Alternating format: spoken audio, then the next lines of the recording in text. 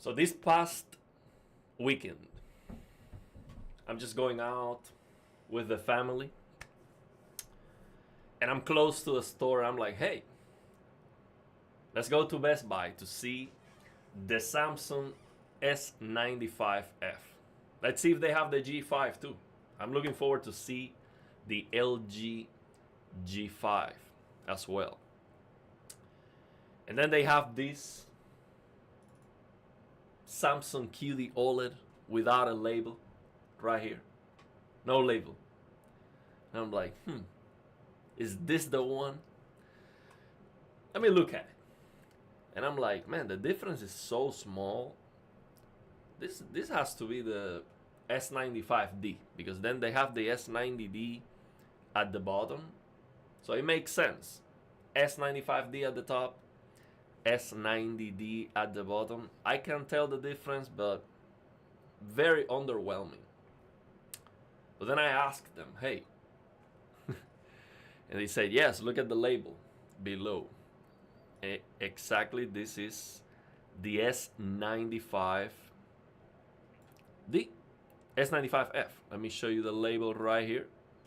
Look at here, 77-inch S95F.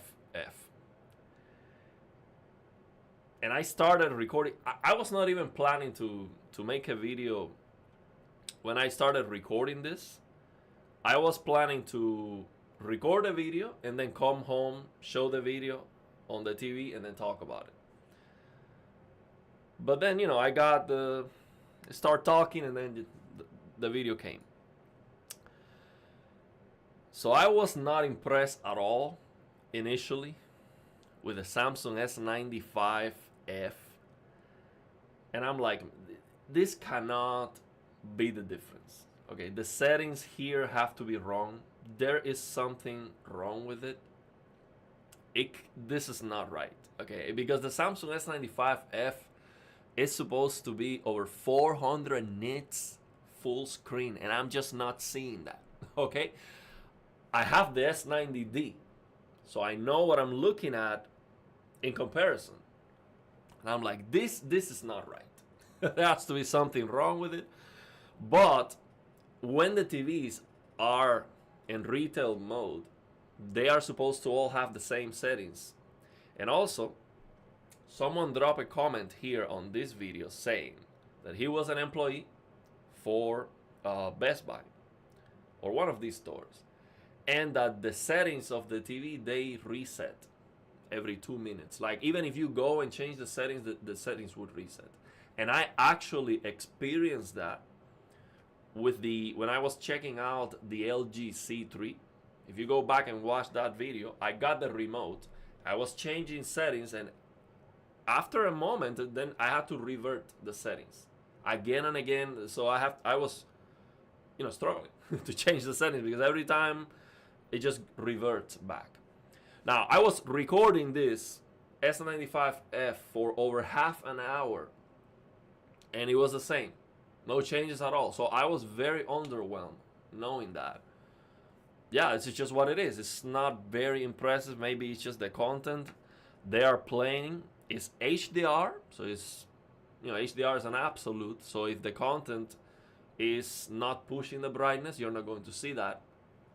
Although these TVs are not in accurate mode, so you should be able to see it. But the thing is, I was very, very, very disappointed initially. And then, speaking with a representative, he tells me, you know what? That TV is so bright that the manager ordered to lower the brightness because it was making the rest of the TVs look bad.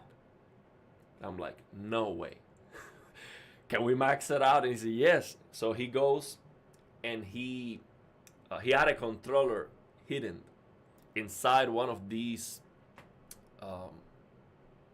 There was one of these labels that was not against the wall. So he takes the controller. He had that hidden that. So he takes the controller out, which is not a regular. It's not the controller that comes with a TV, but it works anyway. So then I look at it, and the brightness I was comparing with the S90D was at 30. It was still brighter. It was just not that impressive. When I max out this, I could not believe what I was seeing. I was expecting it to be brighter, okay? But this is just brutal, okay? It makes the Samsung S90D looks like it is broken, just completely broken. Look at this thing. It is just unbelievable. Like, I was beyond impressed. I could not believe what I was seeing. Look at this shot, for example. Looking at this is my TV, okay? This is my TV right now, the Samsung S90D, and I love it. Okay, it is bright. There's nothing wrong with it. It looks great. But this, look, to the right, this is the QN90F. This TV right here on the right where I am. Let me get myself out of the way. Look.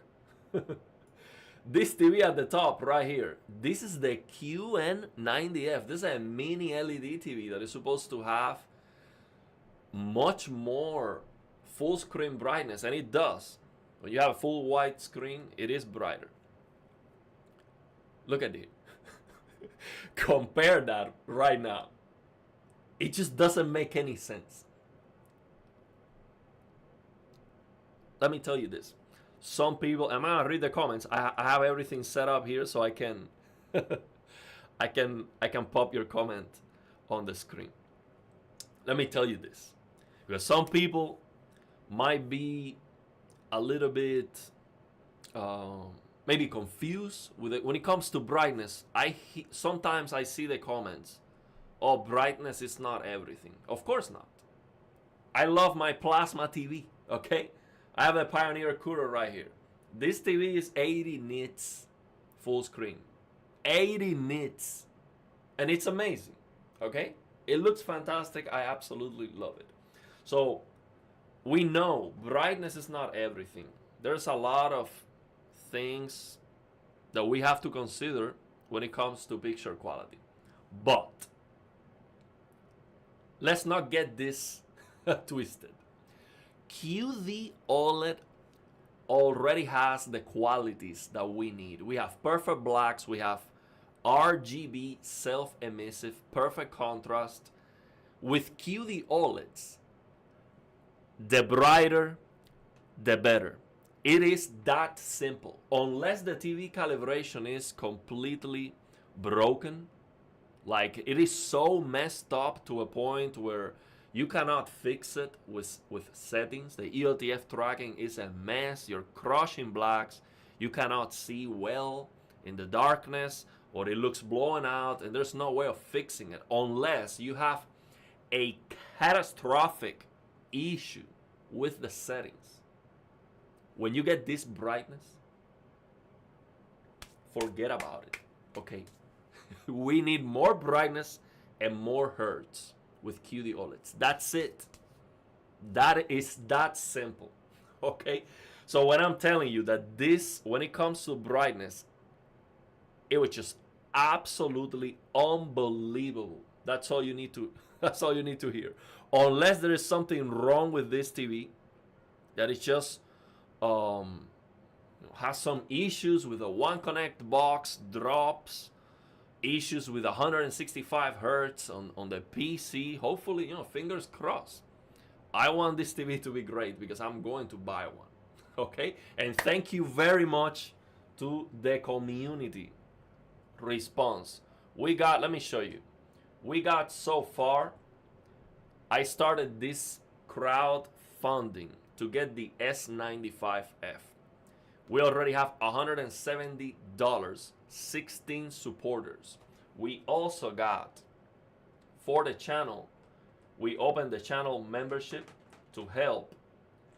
And we got, I'm gonna show you already. Let's see. Okay, let me show you this. We already have one I'm gonna read all the supporters. These are the channel members. We have George. Thank you very much for your support. We have GS, Gorang, 2S Pookie. We have Robert, Emilio Galicio. We have Daniel Grochowski, Senifri. So we have people from all over the world based on those names. We have Serhan Miran. Thank you very much. We have Dilang M22, Christian T, Peter Choi, Hollywood, and Dijan Ruskov. Thank you very much for your support. This is a lot of help. We're gonna get it faster and faster the more support we get. And let me tell you even more. FOMO reach out, and FOMO is going to help the channel in a huge way, okay? FOMO hooked me up with a sponsor that he has for many years. So this is a very solid sponsor that wants to help the channel in the long term. And let me tell you, sponsors are a little bit difficult for me because I don't edit the videos and I record on HDR, so I have to figure out how to edit the videos. I have to figure it out. So I'm gonna dedicate this weekend to that, and hopefully we can start on Monday. This sponsor is going to help us immensely. So thank you very much, FOMO, for that. Just absolutely amazing. So what I'm saying right now is, if everything goes well, if the community keeps the support, we get the sponsor money and everything, based on my calculations, we could have the S95F in 3 months. Okay, I am being reasonable. I mean, if we start getting if this goes crazy right now, I'm buying the S95F tomorrow. I mean, right now, I'm going to the store. I immediately. Okay? I cannot wait to have it. Okay? If we get all the money, we're buying it immediately. So we got a lot of supporters here too. Let's check. These are all the supporters we got. So you can see here, some have name public, some don't have name publicly. So you can see here, we got a lot of support. These are not all, I think. Oh yeah, so these are all. So we got 16 so far. 16 donations. Okay? Thank you very much. This definitely helps. Definitely helps. And we get it faster, the faster we can get the support. So the thing is,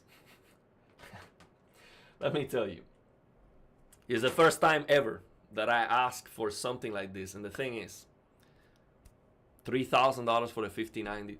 I have no more money after that. Then of course I bought the S90D recently and the S90C. So I was not expecting to buy another TV for at least 2 or 3 years. Okay, especially not another Samsung TV, because they're putting this matte finish on the TVs that doesn't make any sense. Okay, they're ruining the best TVs in the world. They are ruining it. So I was not expecting to buy a Samsung TV at all. But thanks to Luke, there has been a revolution of anti-glare killers. And I'm gonna share with you on this live stream, I'm gonna share with you a lot of examples of people sending me videos and pictures peeling off their monitors and TVs, okay? And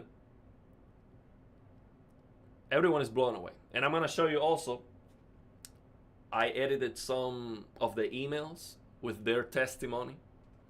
So we are doing like a Bible study here. This is like anti-glare cult. We're going to share the testimonies of people who saved themselves from the matte finish. That's what we're doing here. So I think it is so amazing. So yeah, I'm gonna play this. Again, what I did was to max out the brightness. It was at 30. When I maxed this out, oh my goodness, just look at this. Absolutely incredible. So let's go. Let me read the comments.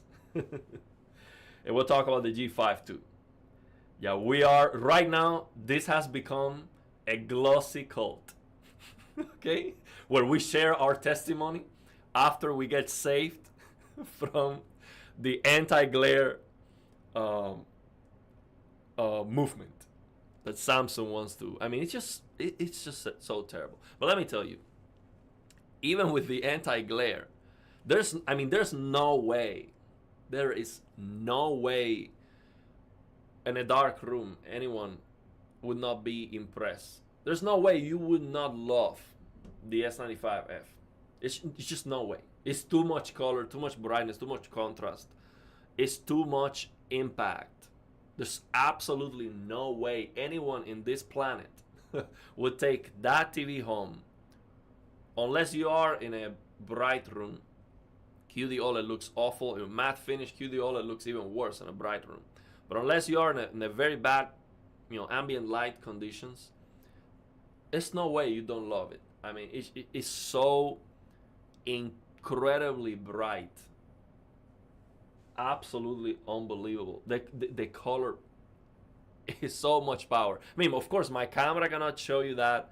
This live stream cannot show you that. You have to see it in person. So if you go to the store, make sure to ask them for the remote, because they might be reducing the brightness like they did here, just to make it look, the rest of the TVs, to make them look okay. Because it is that insane. Okay, let's go. Okay, let's answer this. Okay, I get it. The G5 is awesome. There's a lot of people who already have the LG G5. It's an amazing TV. I am looking forward to see the G5. They told me next month the G5, they were gonna have the G5 in this store next month, and I'm gonna go and check it out for sure. But let me tell you, right now, for example, look at this shot. Almost full screen red right now. Max brightness, full screen red. The G5 is not going to be better than this. When you have a full screen bright color, let's say a test pattern, 10,000 nits of yellow, okay? That's what the content is trying to do. You have a full screen yellow, 10,000 nits. You compare S95F max out with the G5, it should not come even close. Now, I want to see that. I haven't seen that comparison from any of the reviews yet.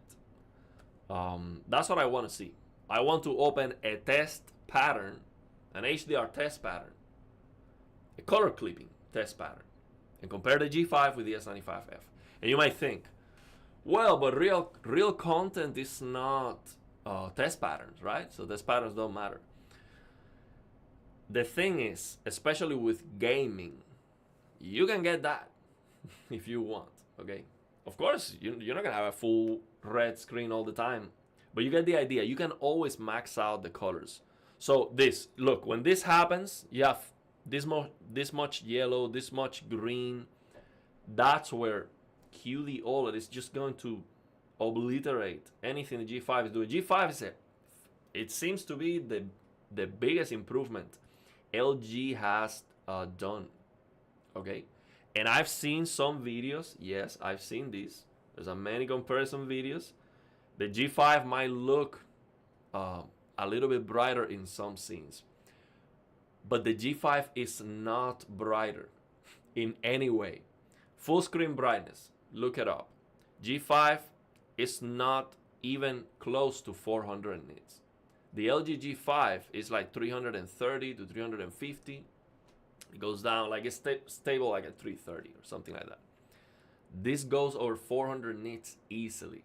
It goes to 440 nits without any service menu, no tweaks on the service menu, you can get 440 nits full screen. That's almost 100 nits more than the G5. And the thing is, we are talking about full screen. Like, if we talk about color brightness, the color luminance is not going to come close, let me tell you. So if the difference just in the white, just a full screen white, the difference is more than 100 nits. The S95F is 100 nits more full screen, just white. Imagine with colors. It's not going to come even close, let me tell you. So again, G5 is awesome because I really like the black screen. I really like that it is glossy. It's definitely the best coating we have. Out of the box, nothing comes even close. If you're gonna have your TV in a bright room, which I would not do. I mean, if you are gonna have the TV in a bright room, why would you spend money like this to get, the best TV in the world? It's not. It's like buying a Lamborghini to go grocery shopping or something like that. It doesn't make any sense. But there are some people who just want to have the best and they don't care. They just buy the G5 even if it's not going to look the best in their living room, for example. So if that's you, the G5 is just the best in those conditions. Because QD OLED, raised blacks, and the matte finish is awful. But if you take it to a dim room or just completely off, like a cave, like I have right now, it's not going to come close. I've seen the videos, but the thing is, numbers matter, bro. Numbers matter. They do matter, bro. So the thing is, the processing, the motion handling, and all of that, that's for low quality content. I'm not interested in that. I'm interested in gaming. So I don't really care too much about the motion interpolation and all of that, because I just don't use that. I play games. I just max out if I can, the refresh rate. But I understand some people want to watch movies, and yeah, that matters for a lot of people. But now, talking about processing, Samsung has Game Motion Plus, which is that motion interpolation for gaming. The G5 doesn't have that. So talking about processing, for me, for my use case, which is gaming, Samsung is just the way to go because of that, because of Game Motion Plus. It works very well. I really, really like it, and I use it all the time. What games I'm playing on my 5090? What games I'm not playing? I was playing yesterday Uncharted: The Lost Legacy, yesterday night. I was playing it with DLSR 2.25x, DLSS transformer model, quality, max out, 115 frames. Man, it is so clear. And that was such a blurry game. It is so clear that I see some defects that bother me, like the shadows at the distance. Sometimes they are flickering. They're like popping in and out. There's some issue with the shadows that I detect. And I detect that because everything is perfect. So it is so perfect, man. It is so perfect looking that I detect, the textures could be higher resolution. Like I'm already like, yeah, the game is not at the level. And that's such an amazing looking game. So yeah, man, I'm playing everything. I'm also playing Rise of Ronin, which runs very bad, but still looks good with a 5090.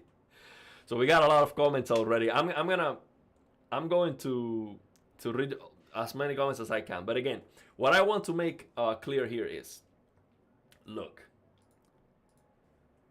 you cannot go wrong with a G5. You cannot go wrong with the S95F or even the S90F. It seems to be a very good improvement over the S90D. Actually, I think based on the numbers I've seen, it seems to be a massive improvement. And for those who think that the numbers don't tell the whole story, of course they don't. You have to look at the TV. You have to use it. Sometimes we have some quality of life issues with the TV. I mean, not working with your sound bar, or I get it, issues with the software and all of that. But again, QD OLED gets better the brighter. And I'm telling you, S95F, when it comes to brightness, is ferocious. Okay, it is just unbelievable. Like right now, when I saw this shot right here, for example, when I saw this, I was like, no, no way, man. It's just so powerful. Look, again, to the right, this is the QN90F, which, by the way, this TV is broken right now. What I'm seeing right there, the TV is broken. The settings, there's something wrong with it. And if it is not the settings, the coating that they use, it looks so matte. There's something really, really wrong with this TV. It looks so terrible, washed out. I mean, just look at this. So it is very bright, but there's something wrong with the gamma in the colors and the calibration. This cannot look this bad. Okay, I'm telling you, if this is the way this TV looks, Samsung should give the money back and, I don't know, do a recall, and I don't know. This is not acceptable. I've never seen anything like it. I mean, even this TV below, the QN80F, I think it was, it looks okay. It doesn't look bad. It looks okay. It's not QD OLED, but it doesn't look broken. This TV looks broken. And the 8K was looking okay. This is the 8K from last year, which is glossy. It was looking good, actually. I like the 8K, how the 8K was looking. But yeah, this is terrible. But when it comes to brightness, just the pure, brightness, it was super bright. But compare that with the S95F. Look at the highlight. Right now, this is clipping right here. This leg right here, this is clipping. Okay? So you are losing details already because of my camera settings. My camera, I had to lower it even more. So this S90D at the bottom is actually dimmer than that. So later I adjusted the camera. The thing is, I had my family waiting for me because I was not expecting to do a 30-minute long video. And I had to go. I wish I could stay there longer and change the settings and turn on the auto HDR remastering feature to see what it does and change more settings. Maybe I will go back and do that. But I didn't have time. My people were waiting for me way too long already. So I had to go. But the thing is, look at this. It is brighter. Look at this highlight. Here it's not clipping on the QN90F. This is not clipping at all. It looks pale and wrong and terrible, but it's not clipping because it's not as bright. This is so much brighter and colorful. It's just not even on the same realm. Okay? Mind-blowing. I was just blown away with this. Look, I'm sure this happened to you at some point. You were maybe interested in a product. You wanted to get it, but it was okay. You can wait. It's not a big deal. Maybe you're not 100% sure if you're going to buy it or something. I knew I wanted to get one just to peel it off and for the content for the channel. But for myself, I was like, I mean, this S90D looks great. I'm happy with it. I don't really need it, okay? When I saw this at the store, I'm like, yeah, this is me. This is my TV right now, okay? I need to get this home, okay? Yeah. Okay, I was like 100%, I am buying this TV, okay? When I saw this brightness, power, with color, QD OLED, yeah, this is my TV. I was blown away. Absolutely insane, bro. Let me tell you. I could not believe it. So, yeah. It's just next level stuff. So the thing is, again, if you have a G4, if you get the G5, I mean, the G5 seems to be great, and I would definitely get the G5 if you are not willing to peel off the S95F coating, I will get the G5, even when it is still not better. It is QD OLED is superior, man. You have better screen uniformity, better gradation of colors, higher color luminance. It's like, it's a superior technology, okay? But I would go with the G5. No man. If you don't want to peel it off, get the G5. And I haven't even seen it, but I've seen the reviews. It's super bright, and especially the way the screen looks with the coating. It has to be glossy, okay? But even with the anti-glare, like putting my bias against the anti-glare, putting that aside, this is still superior TV, okay? But you cannot go wrong. The G5 seems to be amazing. It seems to be amazing. So I'm looking forward to see the G5. And what I'm gonna do is, once they have the G5 at the store, even when we have different content, the only way I can compare the brightness is to, first of all, make sure that they are maxed out. And then with my camera, I can lower the exposure and increase the shutter speed to have no clipping on the G5, for example. So I'm recording the G5 on my camera, no clipping. For example, right now this is clipping. Like right now, this leg right here, this is clipping. So, because it's too bright, so I have to adjust the camera settings. Now, if I do that, and I get no clipping with the G5 on any shots, and then I go with the same camera settings to the S95F and I get clipping, then that means the S95F is looking brighter. But the thing is, we know it is brighter already. It has been measured already. So, but again, I understand people who have seen the reviews, the G5 looking brighter in many examples. It is not brighter. Not to mention, you can go to the service menu on the S95F and get those 4,000 nits. So it's just gonna be wild, man. Wild. So yeah, I'm so looking forward to it. I cannot wait to get it. So hopefully we can get it if the support keeps going like it is, and now with the sponsor. So we got this. We have $170 for the crowdfunding. We have channel members, and the videos are doing well. I think we can get the S95F in 3 months. I think that's realistic. Maybe just in time for Black Friday discounted. So yeah, I'm excited about. Yeah, motion interpolation of the Samsung works for gaming. So for me, that's a big deal. I use that.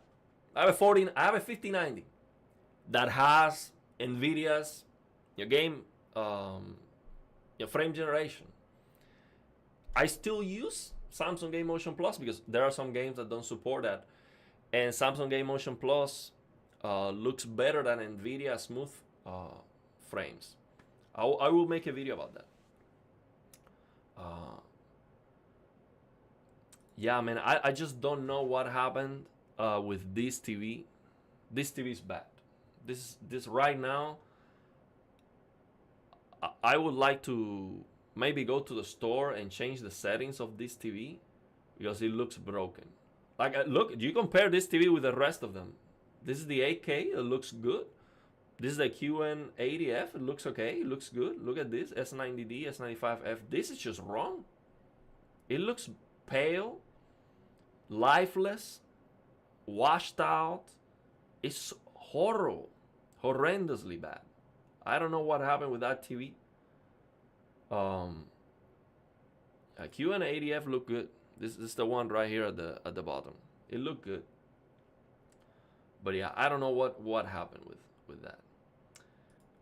If the G5 had motion interpolation, I would buy it. Yeah, it does, but not for gaming. And if you use it for gaming, then you get the input lag is very high. I'm looking forward to seeing the G5. I'm sure it's gonna be a good TV, but the thing is, it's still a WRGB OLED. And some people, I've seen the comments the marketing with the tandem, tandem 4-stack layer, RGB tandem, that marketing over the G5 is so strong. The S95F also have tandem. And it doesn't have 4 stacks, it has 5 stacks. If that makes any difference. So the thing is, they're both using a similar way to push the light. So that's not something unique to the G5, is my point. So the same improvement that the G5 got when it comes to efficiency and stuff, we got it with QD OLED. The G5 has the white subpixel to push more brightness. But again, it's still a WRGB OLED. RGB is the way to go, man. It's just, it has always been, and it will probably always be, because those are the 3 primaries, RGB. So if you start, deviating from that, it's just not going to be the best. I think that's something very important to understand. So in the UK, it is 3,400 pounds. Pounds is like 2x the dollar. It's very expensive, man. Very, very expensive. Even Samsung knows the S95F is LG's tandem OLED over 77. Well, and let me tell you, that TV might be brighter than the G5 too. Because I think Samsung is more comfortable pushing the brightness. But the problem is, they put a matte finish on that TV. And unfortunately, you cannot take it off. You cannot take off the matte finish on that 83-inch S95F. You cannot do it. So that sucks. That's like, there's no way I would get that over the G5. No way. Even if it's brighter, it doesn't matter. Matte finish, a strike number 1. Then you have WRGB, which is not a big deal, but it's strike number 2. And then you have Samsung. No way. 3 things against it. No way. That's just a no buy. I'm sorry. I would never get that over the G5. No way. I love LG settings and calibration controls. I wish LG had a QD OLED like this. I much rather buy the LG because it has better settings.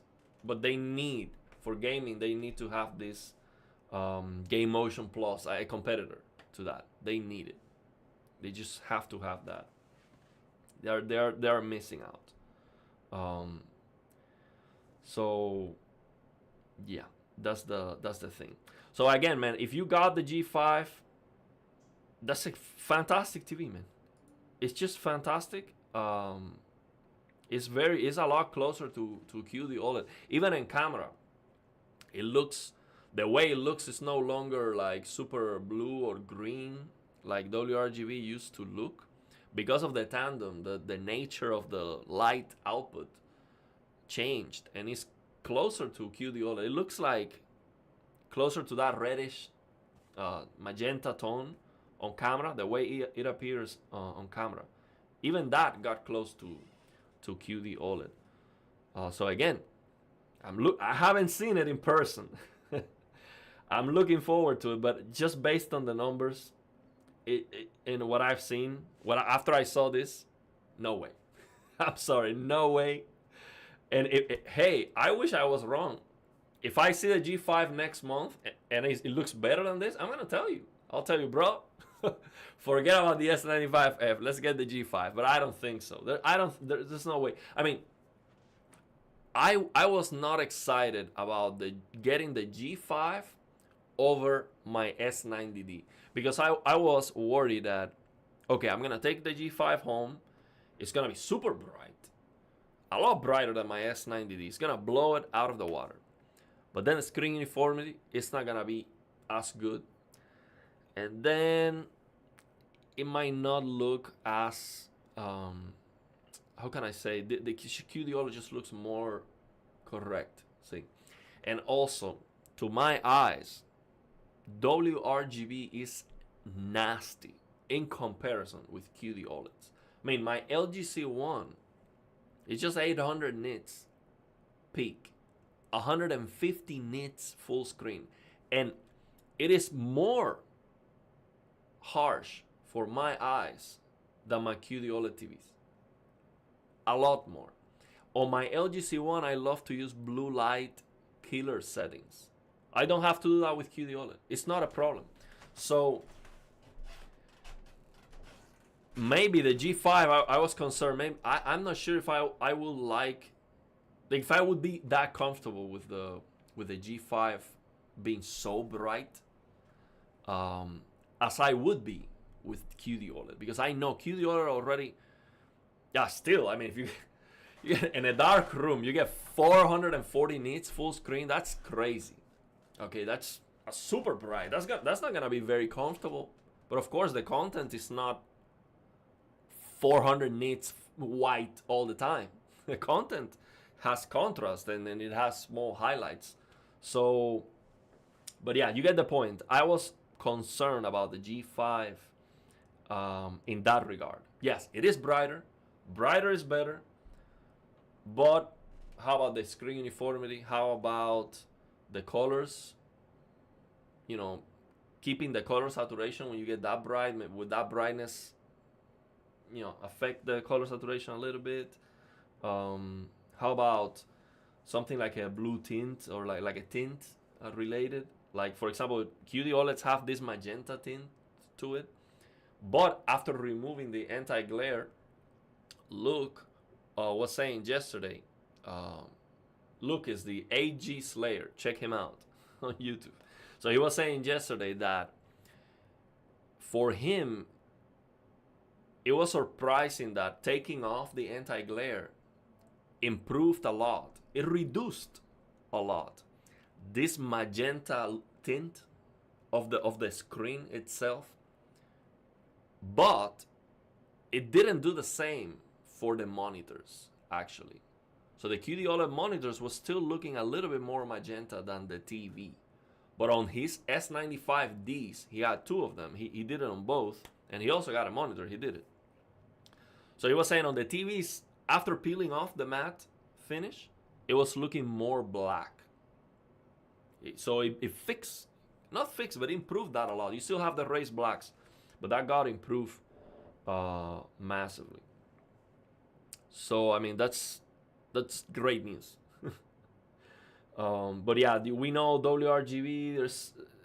You might have some of that, some like a kind of tint, or you know, you get the idea. It's just not best of the best, man. Right now is QD OLED. I'm happy Samsung didn't listen to all the people crying about the anti-reflection. I think it's brilliant.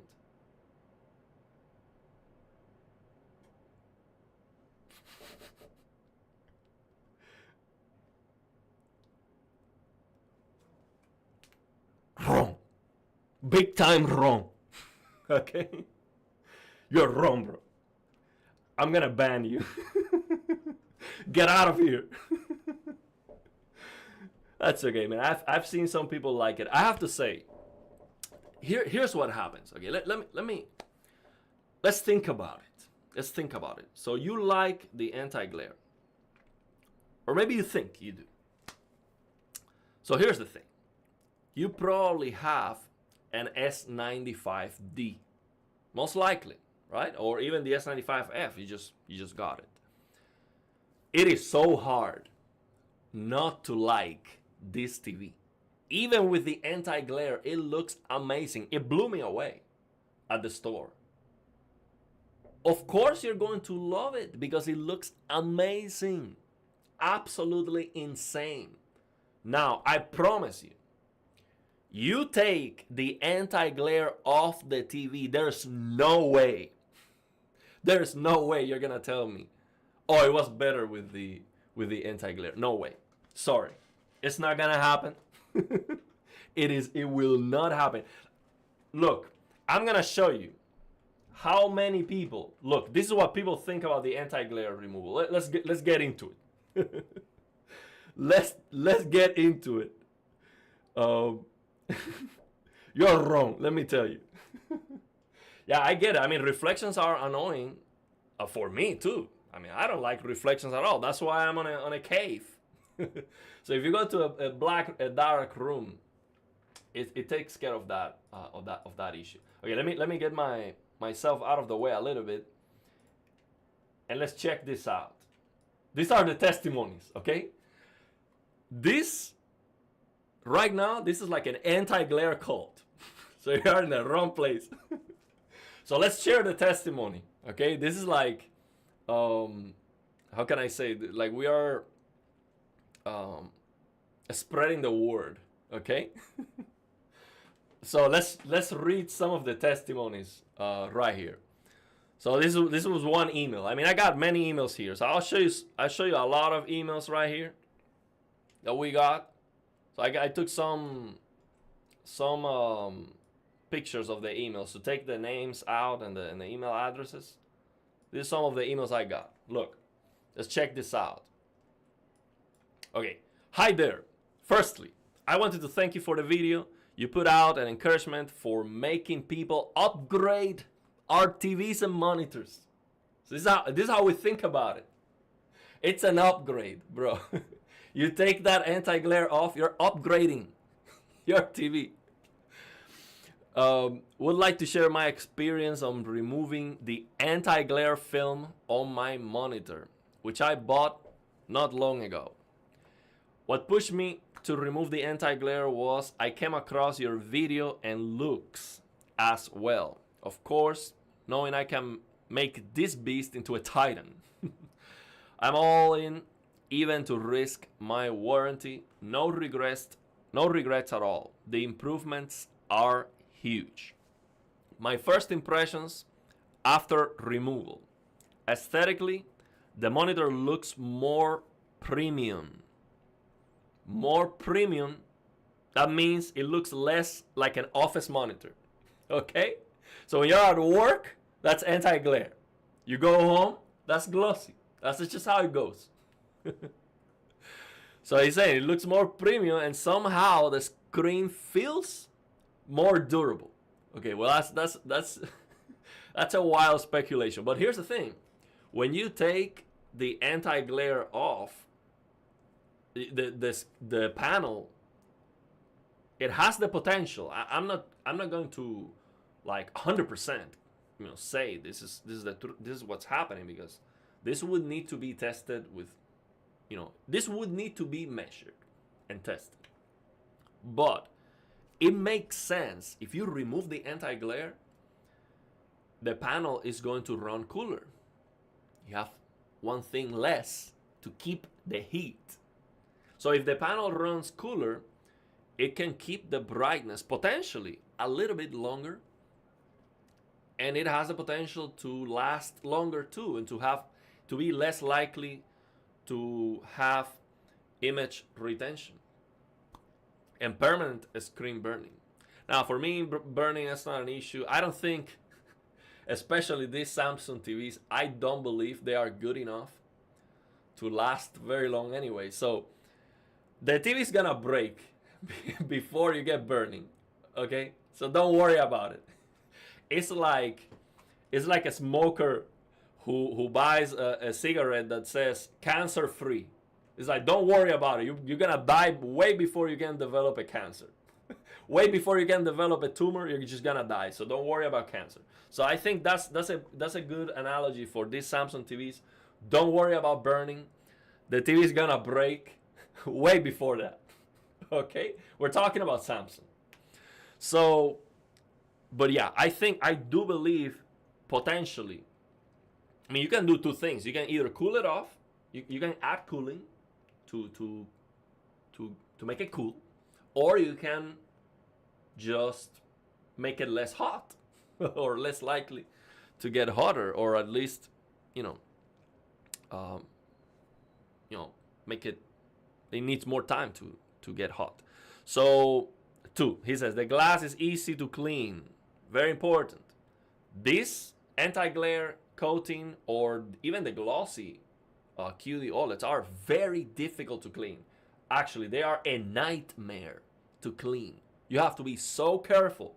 And there are many people out there on the internet who have ruined the coating of their monitor, even the glossy coating, and on their TVs. So if that's you, remove it. If it is bothering you already, like if you ruin your coating and it's bothering you, take it off. It's a glass. Behind it is a glass. It's not gonna bother you. So felt like it got some oleophobic coating, like a paint or something. Reflection is as mirror-like as you can get. True glossy. Also, I want to say this. Some people think that's a bad thing. Oh, you want a TV, you don't want a mirror. If you have an iPhone, look at your iPhone screen. If you have, even my Samsung S23 Ultra has a Gorilla Glass. So there are many examples of many displays that are super glossy. They look like a mirror. And that's a good thing. That is not a bad thing. Not at all. That's a great thing. So yeah, let's keep finish this one, and I'll read the comments. So 4, image quality drastically improve, especially the clarity and depth. QD OLED in famous magenta color is non-visible in person. Very important. This was a monitor, okay? Luke was saying yesterday, actually with the monitors, when you remove the anti-glare, the magenta tint improves, but it doesn't improve as much as with the TV. He was saying that with the TV, when you remove it, it's a lot more black and a lot more like your phone. So, but even him with his monitor, he said that the magenta color is non-visible. Like it improved a lot. The camera still capture a small tint. Blacks are raised, but he says blacks are way darker. I must say it is pitch black now. I am yet to experience daytime, so he has not come. That was at night when he finished. He was excited about it. But yeah, the reflections are going to be very distracting, of course. So he shared a video. So let me show you. I think this is this his video? Let me show you his video. Let's check this out. And again, I'm gonna read your comments, but let's check this out. Someone made a video. It was great. Let me see if this is his video. W-E-G-U. Yeah, this is his video. Yeah, let's check out this video. I'm going to turn off the audio. He just have music in the background, okay? So let's check this out. This video is great, actually. I'm gonna have a link in the description of the video. After I finish the stream, I'm gonna post this in the description of the video. So this is after he removed the anti-glare. But let's check it out. This is a very bright room, by the way. But of course, people who sent, I have a lot of pictures of people who sent me like completely black room. You cannot even tell if it is glossy, or if you don't see the reflections, you cannot tell.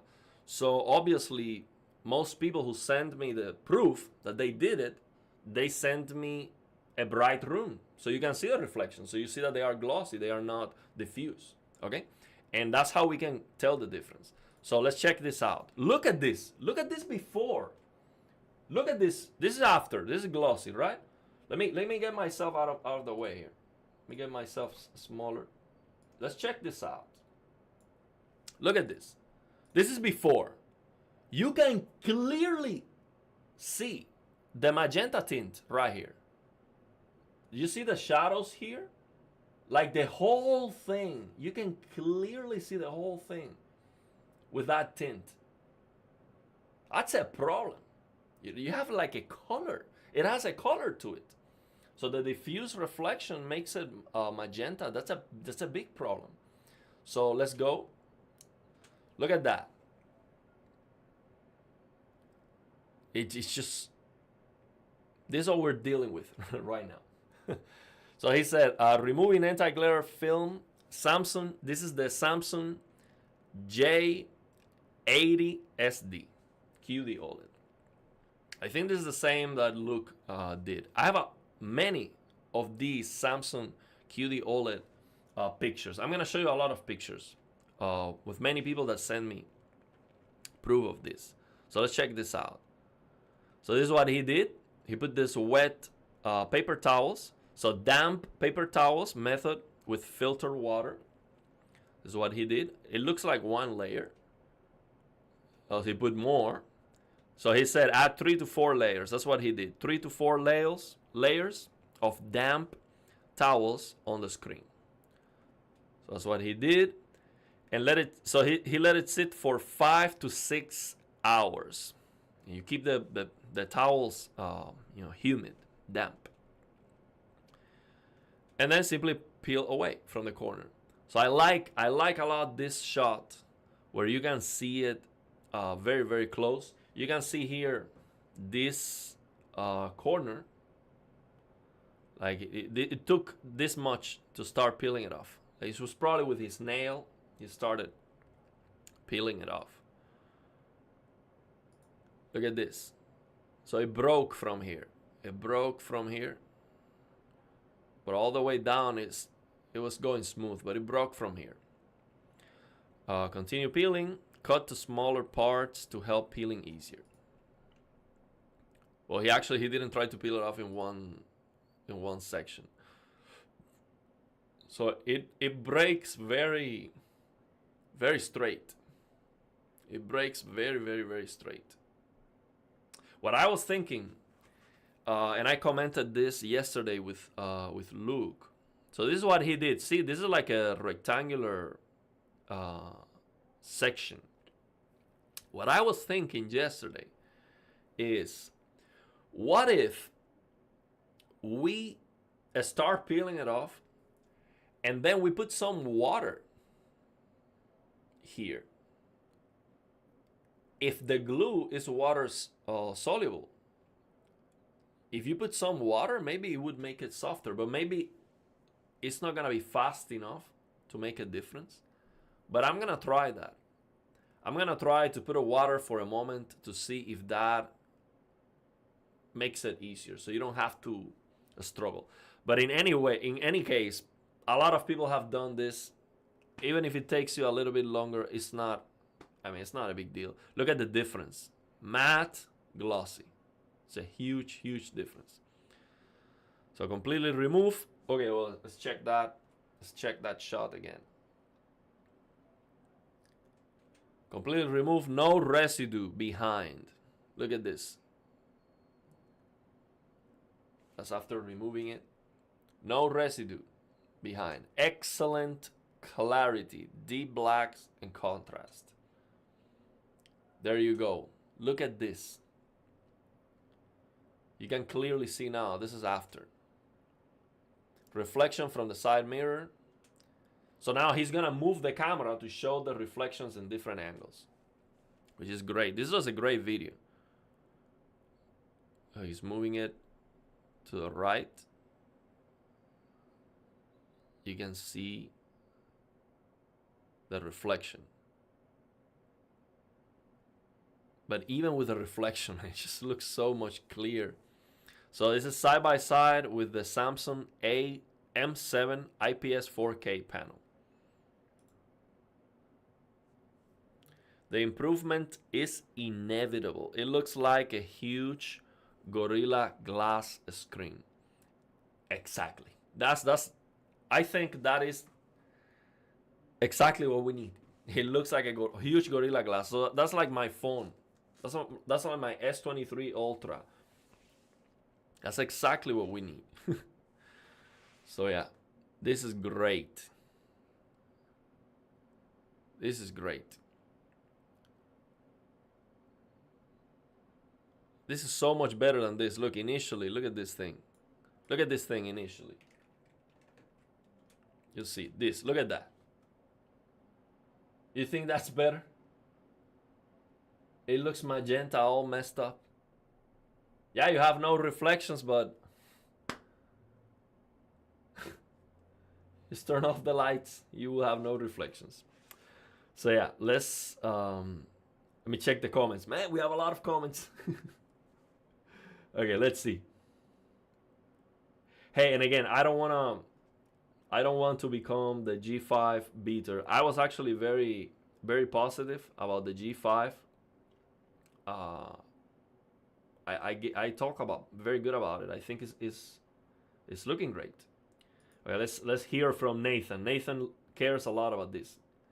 Um, he says when your black floor is grayish and raised, then the rest of the image suffers.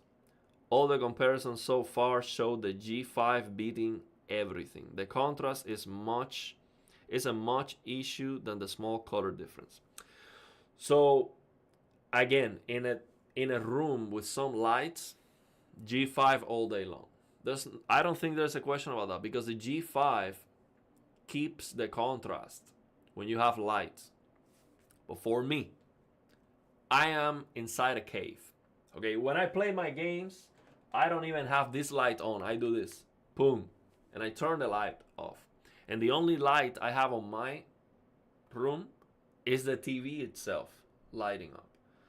In those conditions, then QD OLED is not a problem anymore, and I think the S95F would be a lot better, and it would not be even close. And I think when it comes to the colors, I also want to say something else.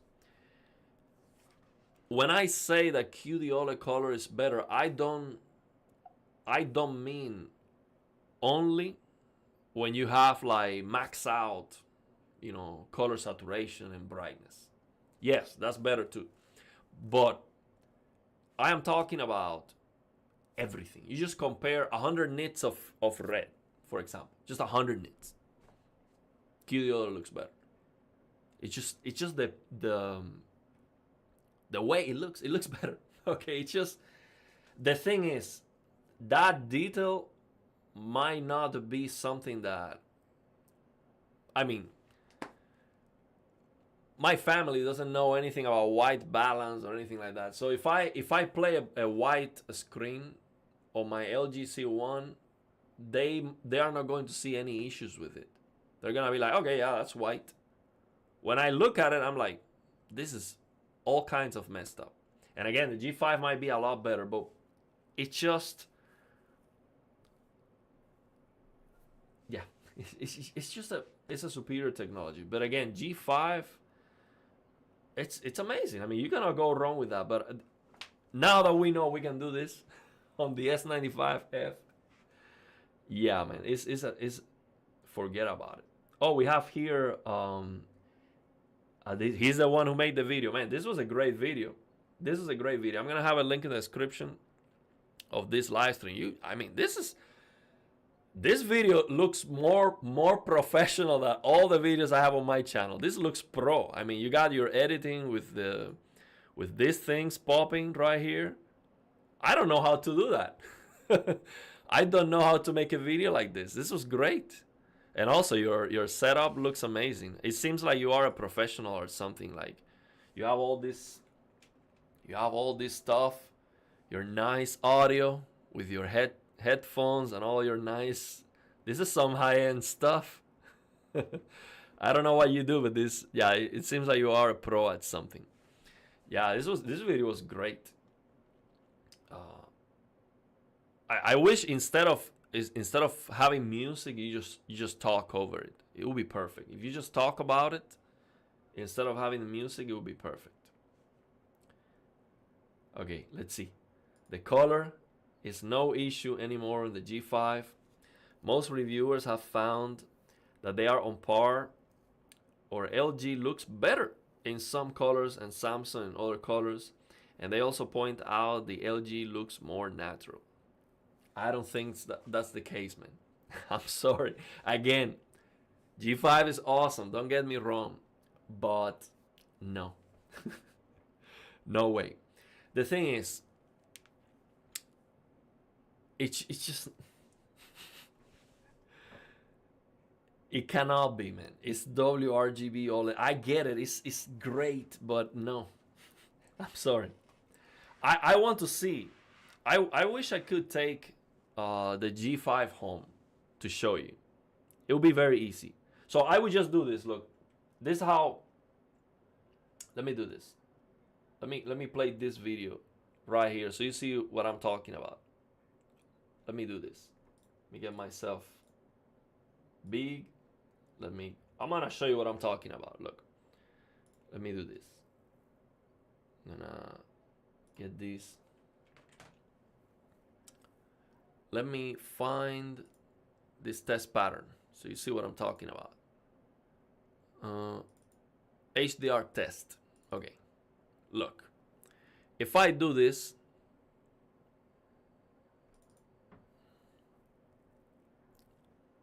okay, let's check this out. Get this out of the way. Look. If I do this, I promise you, it's not going to be even close. It's gonna be such a big difference that you're not gonna believe it. If you play this on a G5 side by side with the S95F, will not be close. I promise you. It's just not going to be even close. That's what I'm talking about. Now you might think, well, man, that's not real content. Like, who cares about that? This is an indicator, okay? It is an indicator of what I am talking about, basically. When I'm playing a game, I can make the games try to output these reds right here, super saturated. No problem. I can do that all the time on every single game. So I see this all the time. All the super saturated colors, I see that all the time. And again, G5 is gonna be very saturated, very colorful, but no more than QD OLED. It cannot be. It cannot be in any way. So that's what I'm talking about. Also, if you do this, let me show you. Let me open these. If you do this, is what I want the reviewers to show. When you compare, that's a wrap. I mean, you just show that, and there's nothing else to. It's going to be conclusive. When it comes to the colors, it will be conclusive. This is the other thing you have to do. This is the other thing I would do. Let me. Okay, let's do this. Open this test pattern. Look. Not this one, because this is like 1,000 nits, but I have a, well, no, this is a 10,000 test pattern. Let me get myself out of the way. Okay, look. If you show this test pattern, the red clipping, I guarantee you, the S95F is gonna show you more shades of red. It's not going to be close. It will not be close. Maybe you have to use a different test pattern that is less bright. This is just too bright, but you get the idea. Actually, let me do that. Let me find one that's within the range of this live stream, so you see how it looks like. Let me get this. Let me find. This is from 3,600 to 10,000 nits. Let's find one that you can see on this live stream. For example, this one. Okay, let's check this out. This is what I'm talking about. This is what I'm talking about. QD OLED is just gonna, it will show you more shades of red. Now G5 up to 1,000 nits should be fine. I mean, you see this perfectly on the G5, no problem. It should not be a problem at all, of course. But you go to the next level, it will be. So that's what I'm talking about. These are the kind of comparisons I would do that would immediately set them apart. Immediately. Like, compare the color clipping like that. If you start comparing just Netflix content or content on YouTube, that's where you start, oh, maybe it's not showing the difference as clear, and that's where the confusion comes. But if you see this, there's no confusion. It's like crystal clear, not even close. If you do this, okay, let me show you this. if you do this and measure the brightness, look, this is what I'm talking about. I guarantee you, I bet all the resources that I have, I bet everything I have. If you do this G5 versus QD OLED, it's a wrap. You don't need an expensive colorimeter. You can just look at it and be like, wow. Wow, the difference is huge. It's just not even close. That's what I'm talking about. Just show a full screen yellow. That's it. 10,000 nits full screen yellow. That's it. You don't have to you don't have to show anything else.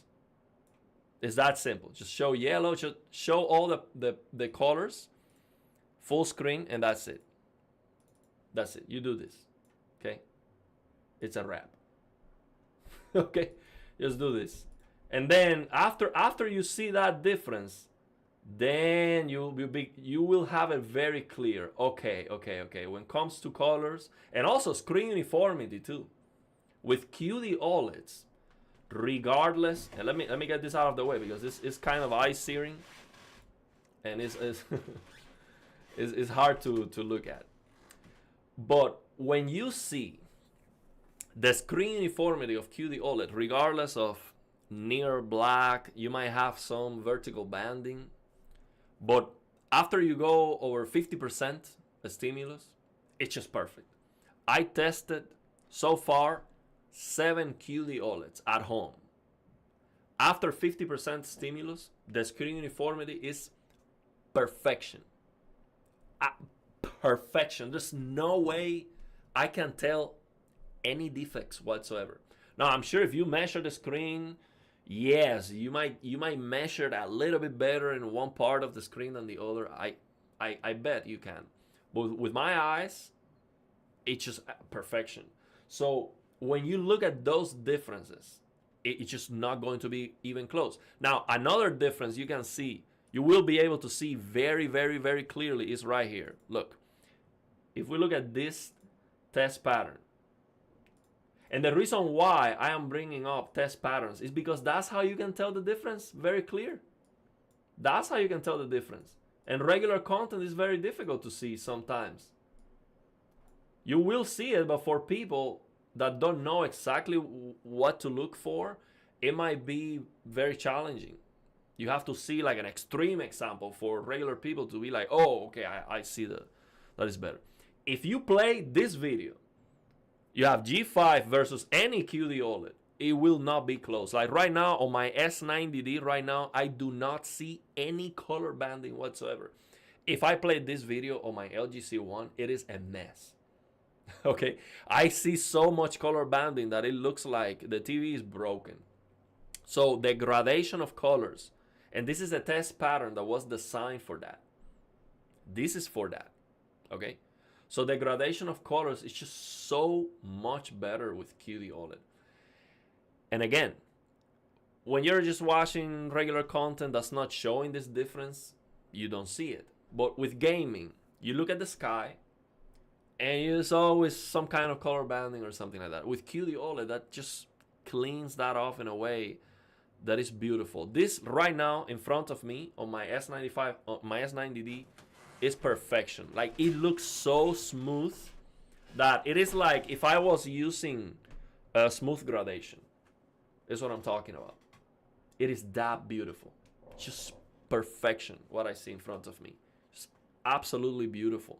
And my C1, this is bad. Let me tell you. This is really, really, really bad. So that's it. A single test pattern. You just show this and it's a wrap. Now the problem is this test pattern is not very bright. So I don't think this is like 10,000 nits. It's just to show the gradation of color. So it's not going to show all the brightness power. But you get the idea. This is what I'm talking about. So, yeah. That's what I'm saying. So again, don't get me wrong. If this anti-glare removal was not possible, I would get the G5 all day. But not now. Right now, I think it's not even close. The S95F is the king of TVs. And I'll tell you more. I understand the TV shootout. It's not going to include, you know, the S95F without the peel. I get it. Maybe after you peel it off, you have to calibrate again. And they calibrate the TVs for the TV shootout anyway, so I don't think that will be a problem. But I don't think you can. This is the king of TVs. Okay, I'm sorry. And it's not close. It's just not close. It has to be the king of TVs. That's just the way it is. So yeah. I saw the A95L too at the store. I like the A95L. It was great. Let me check. Let me show you. See if I remember what I was seeing there. Let me open my video, because I did check the A95L. The thing is, the A95L is using second generation QD OLED. Basically, the S95C panel. That's what the A95L is using. I like it a lot, I have to say. I look at it right here. Yeah, this is where I check the A95L. Let me get myself out of the way. Yeah, this was the A95L. I think it was great. It was clipping. The camera here was clipping. I had to lower the exposure. It was bright. Uniformity was great. And I have to say, the vivid mode on the A95L looked great. I would not use it, but it didn't look like, you know, disgusting vivid mode. It looked like the family is going to enjoy that. Family doesn't care about accuracy, none of that. So basically, I would go to the vivid mode and maybe just change the white balance a little bit. I mean, just change the white balance to the accurate preset, and that's it. Enjoy the color saturation, because it was not looking disgusting. The A95L was looking good, even with the vivid mode. So I like it. I mean, I don't have anything negative to say about it when I look at it at the store.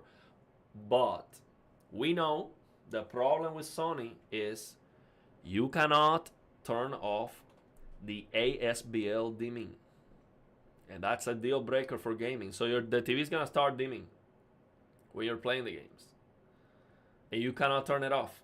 Big problem. You cannot get more brightness on the service menu like you can with Samsung. So there's no tweaks for that. Also, I have to say this with Samsung. A lot of people are afraid about Samsung because of what happened with the S95B, and rightfully so. But even with the S95B debacle, you could just go to the service menu and get your 1500 nits back. No problem.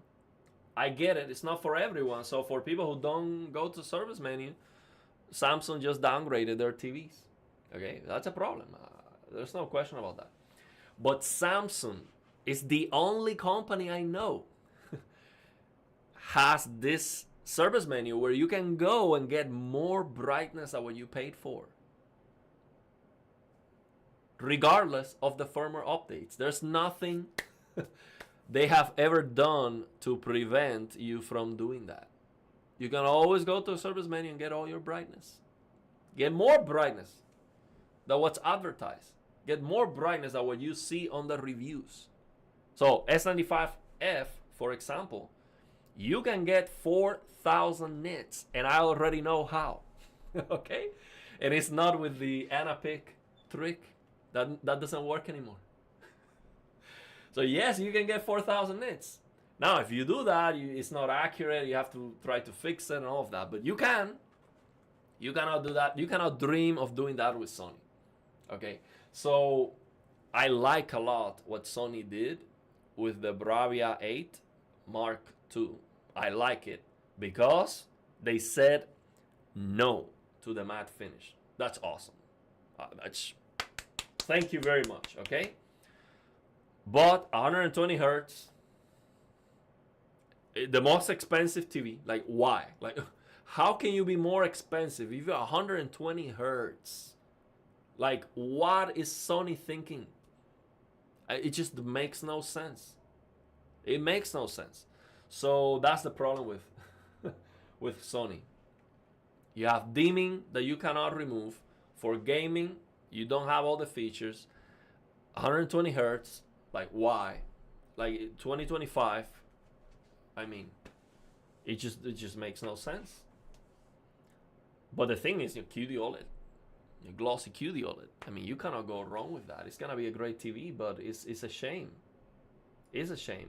I think Sony with the Bravia 8 Mark II had it easy. Glossy finish, huge win. The only glossy finish. I mean, we have the S90F. It's glossy too, but it might not be as bright.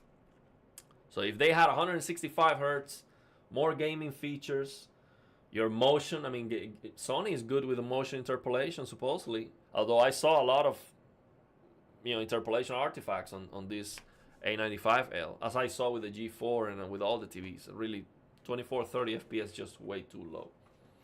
But Sony he has a reputation of being good with the motion interpolation. Well, do a motion interpolation for gaming and advertise that for the PS5. How can they just don't see that? It's a no-brainer. It's just a no-brainer. And they want to be the most expensive TV. That's the problem I have with Sony. They just want to be more expensive, and they are not better. They have to deliver if they want to be more expensive. So let me read the comments now, because I've been... I'm going to play this video in the background. I'm going to start reading the comments. So remember, this comparison was S95F with brightness at 30. Okay, 30 out of 50. And from 30 to 50, the difference is just gigantic. So they nerfed the brightness at the store. So I'll be playing this video in the background. And let's go. I'm going to read the comments and all that. So... okay, let's see what we got here. Sony has some awesome processing, but LG and Samsung have pretty much caught up.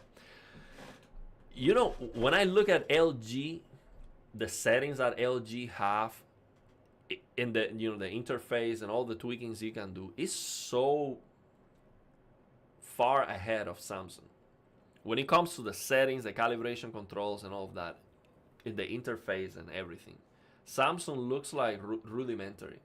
It looks like a super old TV in comparison. That's the feeling I get. But yeah, I haven't compared the G4, G5 processing and all of that. But again, for me, processing, it's a problem actually. If, for example, if Sony has some edge enhancement that you cannot turn off, that's a problem. I don't want any edge enhancement. I don't need that because I'm playing on the PC and I can push more pixels to get the games look more clear and more naturally sharp. I don't want the TV to have any sharpening, and that's a big problem. These TV companies now, they are forcing sharpening. They are forcing edge enhancement, and that's a big problem. That is something that I wish the reviewers call out and say, no, it's okay if they have that as a feature that you can turn on and off. It's okay, and it might be very good for regular content. Oh, by the way, there's something. No, I cannot play this whole thing because because I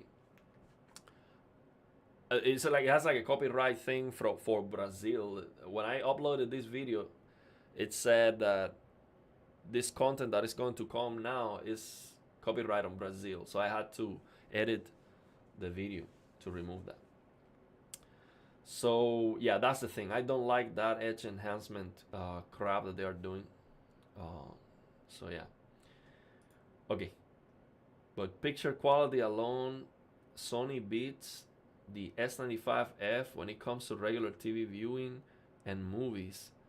Clearly, Sony also has a better processor. At this post, everyone has better image processing than Samsung. Yeah, I think Samsung, when it comes to the features and all of that, I think they're probably the worst.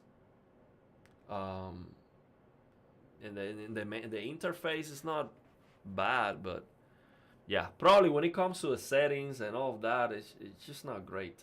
And also, I have to say, these TV companies, the picture presets that they have by default, which is what most people use. So it is very important. For me, it doesn't matter because I'm gonna change them anyway. But for most people who just buy the TV, they take it home, they turn it on, they just want to use it. I think the picture presets that these companies have, the calibration with the settings that they are using, they are terrible. Absolutely terrible. I mean, the vivid mode, for example. If you look at the vivid mode of Samsung, I was watching today the Brian's Tech Therapy video comparing the Bravia 8 Mark II with the Samsung S95F, and the vivid mode of Samsung looks disgustingly bad. It is terrible. Absolutely terrible. So why? There's no need to do that. With QD OLED, you have the color saturation already. You don't have to start clipping colors to make it look good. It just makes no sense. So I don't. They have to improve their default settings a lot. They are very very bad. And yeah, if I get these TVs, if I take them home, I would change all the presets and all that. If we want to have different presets, but the thing is, I never change presets. I use the same for everything. So yeah, unless I'm watching Netflix, which looks terrible, and then I have to juice up the TV because Netflix is just like, it's like very very very underwhelming. It's like 300 nits. HDR, that's not even HDR. So I have to do something wild in the service menu, which I share. That's the settings are on the channel.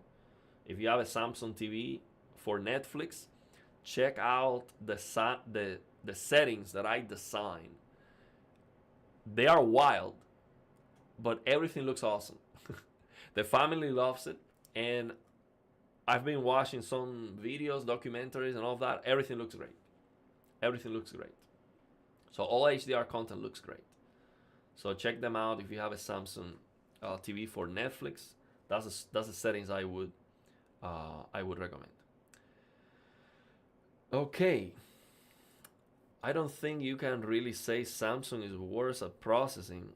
Its processor on the S95F jumped up to 128 neural networks from 20 on the S95D. Well, that's a good point. And also, Samsung, I mean, the Samsung smartphones are incredible. the chip that they have is just amazing. And also, if you compare Samsung with Sony or LG and all of that, I'm not sure because I haven't checked this, but is Sony making the chip that goes into their TVs, or are they just doing the software part? So my point is, Samsung is probably the best company when it comes to being able to do everything. They can make the chip and they can make everything. So correct me if I'm wrong. I have not checked this, but I think Samsung probably is better in that they can actually produce the chip, not only just the settings for it. So the processing might be great. Look at this. Oh wait, I was not showing you the screen. Look at this.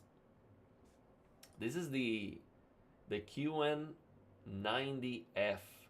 Look at this matte finish, man. It was bad, let me tell you. This was worse. Way worse than the S95F. Look at this comparison right here. Look at this.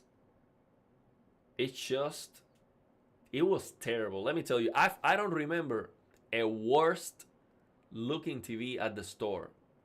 I just don't remember that. This was bad. Really, really bad. So yeah, I don't know what's going on with this QN90F, but this is just really, really, it looks terrible. And the calibration, the settings also look terrible too. I don't know what happened with that TV.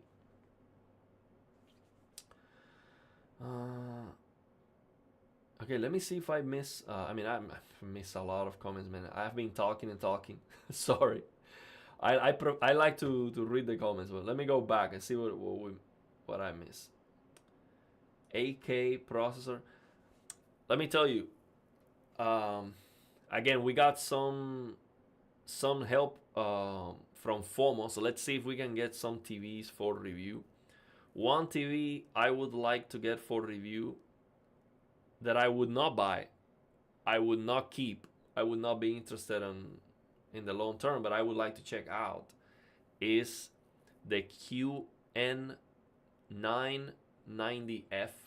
the 8K TV from this year, because it is 8K 120. Although I saw a review from the display guy and he said that the 8K 120 was not working at 120 hertz when it should.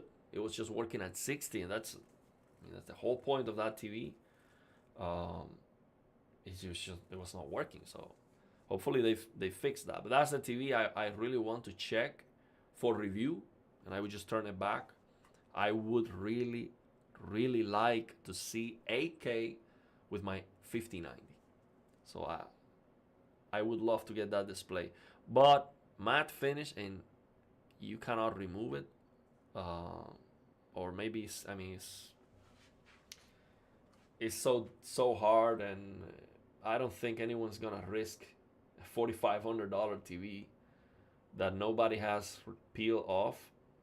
Yeah, I don't think people are gonna do it. But I mean, with the QD OLEDs, we have many examples already, but something like that, I don't think people would do it. And yeah, that matte finish is a deal breaker. I would definitely I would not buy it, but I want to see 8K is my point. So some like Honda more than Ferrari, but we know what's better. Yeah, and also, look, sometimes people say that beauty is subjective, and there is some truth to that. Okay, I get it. There's some truth to that, but not really. Okay, we know what beautiful looks like. Okay, I'm not gonna put an example here because that might be how can I say, polemic, or that's not even an English word. That might be I'm not gonna have an example here, but you know what I'm talking about. Okay, we know when we see something that's really beautiful, there's no discussion about that. Okay, what's ugly is ugly.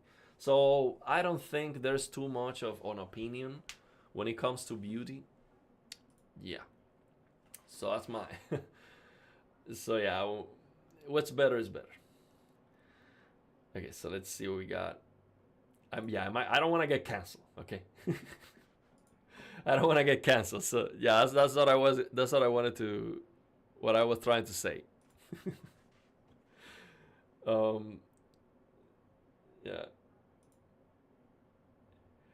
Yeah, but I think that like when something is really beautiful, there is no discussion about it. It's my point. I mean, do I have to show you? You know what I'm talking about, okay? When we see, we know. There's no discussion about it. You have too little bandwidth with HDMI 2.1. HDMI 2.2 fixes that with higher 96 gigabits bandwidth,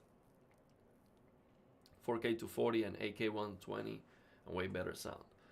Yeah, we need more. We need more. I saw some negativity when HDMI 2.2 was announced. We need more. Of course, we can use DSC. Right now, we can get 4K 240. We have many monitors that do 4K 240 over HDMI 2.1 using DSC. But you get a longer, handshake because of DSC when you alt tab of full screen applications. So it's better if it's uncompressed, and also you can get higher. Yeah, we're not gonna get canceled this one. We're not gonna get canceled, Ben. No. We have a lot to share. We still have a lot to share. So let's see how we're doing with the stream. I haven't even checked how we're doing with time and see how we're doing. So I have these. Okay, let me check.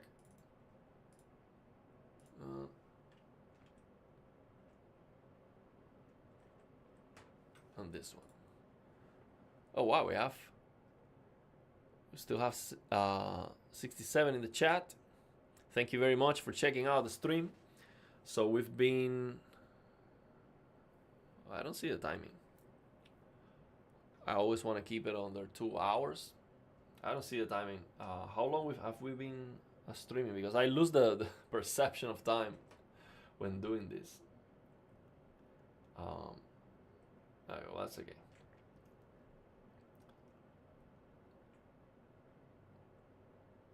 Let me go and see these. Okay. Let's keep checking this. Okay, so when this video finishes, then we'll leave it there. Let me show this. Okay. Happy to witness Ariel last stream before he got canceled. Now we'll try not to get canceled. Get this out of the way. I had to do this because that was copyright there. 2 hours right now? Okay, so yeah, I knew we were going over already. Okay. Okay, man, yeah, so okay, so let me answer this. So instead of peeling, can you just buff the coating? Oh, I forgot about something. Yeah, I knew. I was gonna show the examples of the matte finish, and I lost it talking about it. Let me show some more pictures that I receive now, and I'm gonna answer your question right here. Let me show you. Let me do this. I'm gonna show you what Hybrid sent me. I saw a video from the display guy where he showed how he does this. So let me show you this. Hybrid sent this to me. So this is how to remove the matte coating from any display. Not really remove, like how you can polish the surface. And actually, let me find the before and after pictures of that. Let me see if I can. Okay, here it is. This is the. So look, this is the before and after of this procedure. Okay, so we have before.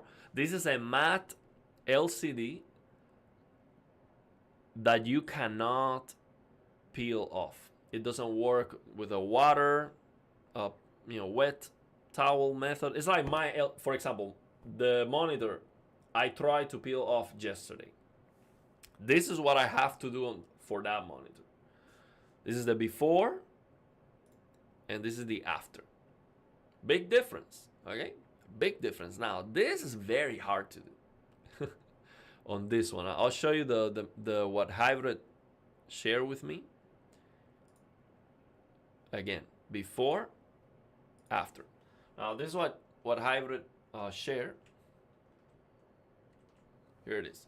So he said, how to remove the matte coating from any display, and he shares some links. So now I don't want to share links that are like, from Amazon and all the stuff. Like, I don't want to promote any of these companies for free or anything like that. So yeah, if you want to promote, you have to send the cash. Okay, no promotion. This channel, you have to send the cash, and then I'll promote you. So he said 3M headlight restore clear coat wipes. So you can search for this 3M headlight restore clear coat wipes. Also, check out the display guy video on that. He made a video about it. He showed how he does it. Actually, I'll see if I can find it before we finish. Then you need a squeaky. then gloves. So then you put on the gloves to take the wipe, put it at the corner of the display, put the squeaky over the wipe, and move it down the display. Then repeat it until you get it to the end of the display. Okay, so let me do this. Let me find the display guy video about that so I can show you, because I mean the video is gonna show it a lot better. So this is the method he's talking about. Let's try to find it. See if I can find the display guy video about that.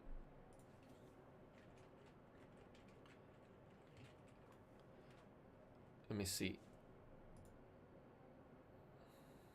Okay, let's check out the display guy channel. Display guy.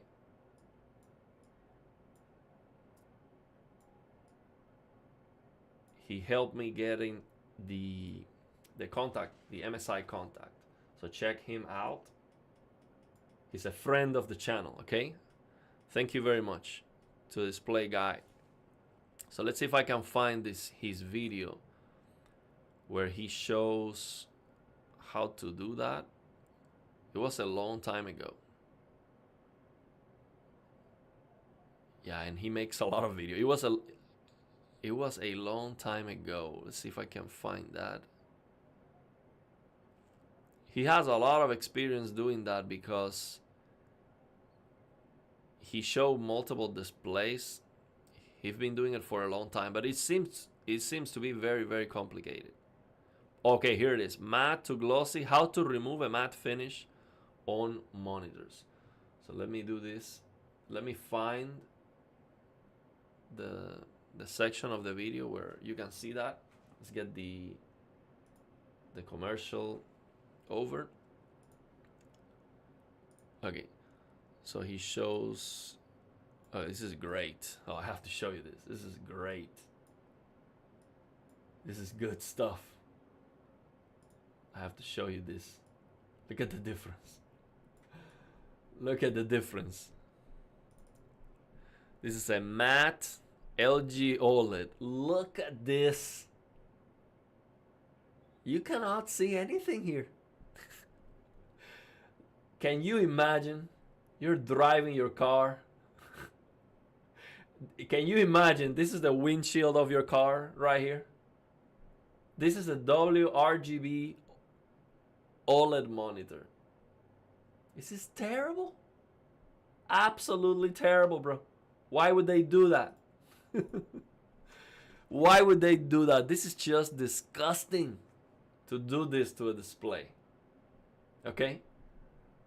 And he's gonna show before and after this method. This is great. Great stuff, but I think it's complicated. So then this is glossy QD OLED. As you can see, the RGB so visible. I mean, if you compare this to this, it's just, I mean, there's something wrong with this, okay? And some people might think, well, but at a normal viewing distance, you cannot see the subpixel anyway, so it's not a big, it's a problem, okay? You can definitely see the difference in clarity after you do something about it, okay? So that's the whole point. On this video, he shows that many examples. So now here's what but he's using like a power tool to polish, it seems. So this is yeah, this is more advanced. I mean, you would have to buy this, was probably like more than the monitor. So maybe if you're gonna do it a lot. So now he shows a comparison here. This is a QD OLED for sure. So let's see if I can find the part where he. Okay, here it is. Here's the method. This is the part. So that's your matte monitor. This is what he's gonna use. So I'm gonna do this. After I finish the stream, I'm gonna have a link in the description of this video to his video. And actually, he does have the links for all the Amazon stuff that you need, and those are affiliate links, so that supports his channel. So go ahead and do that because he's a friend of the channel. He gave me the MSI contact. So thank you very much. So go and check him out. And he's gonna have all the links for all the stuff that you need. So this is what he's using. I I don't know exactly what is that. Oh, that's the, I think that's a squeaky. That's what they call a squeaky. See what he does with that. Oh, look. Oh, look at that. Wow. Look at that. Man, I'm gonna do that to my monitor. It doesn't look that difficult at all. This is not like a razor blade or anything. Is that just making it wet? I'm gonna check out this video again. I might do this to my monitor. So he did that to the whole screen. Of course, you try to do it, you know, evenly. Oh, look, he's using this tool to apply more pressure on it. And then it seems like he keeps doing it until he get it as glossy as possible. It's like polishing removing the matte.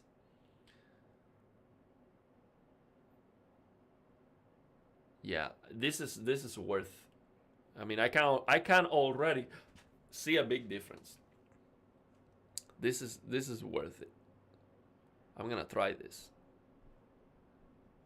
This is great. Yeah, and then he shows so he keeps doing that, and then he shows the before and after.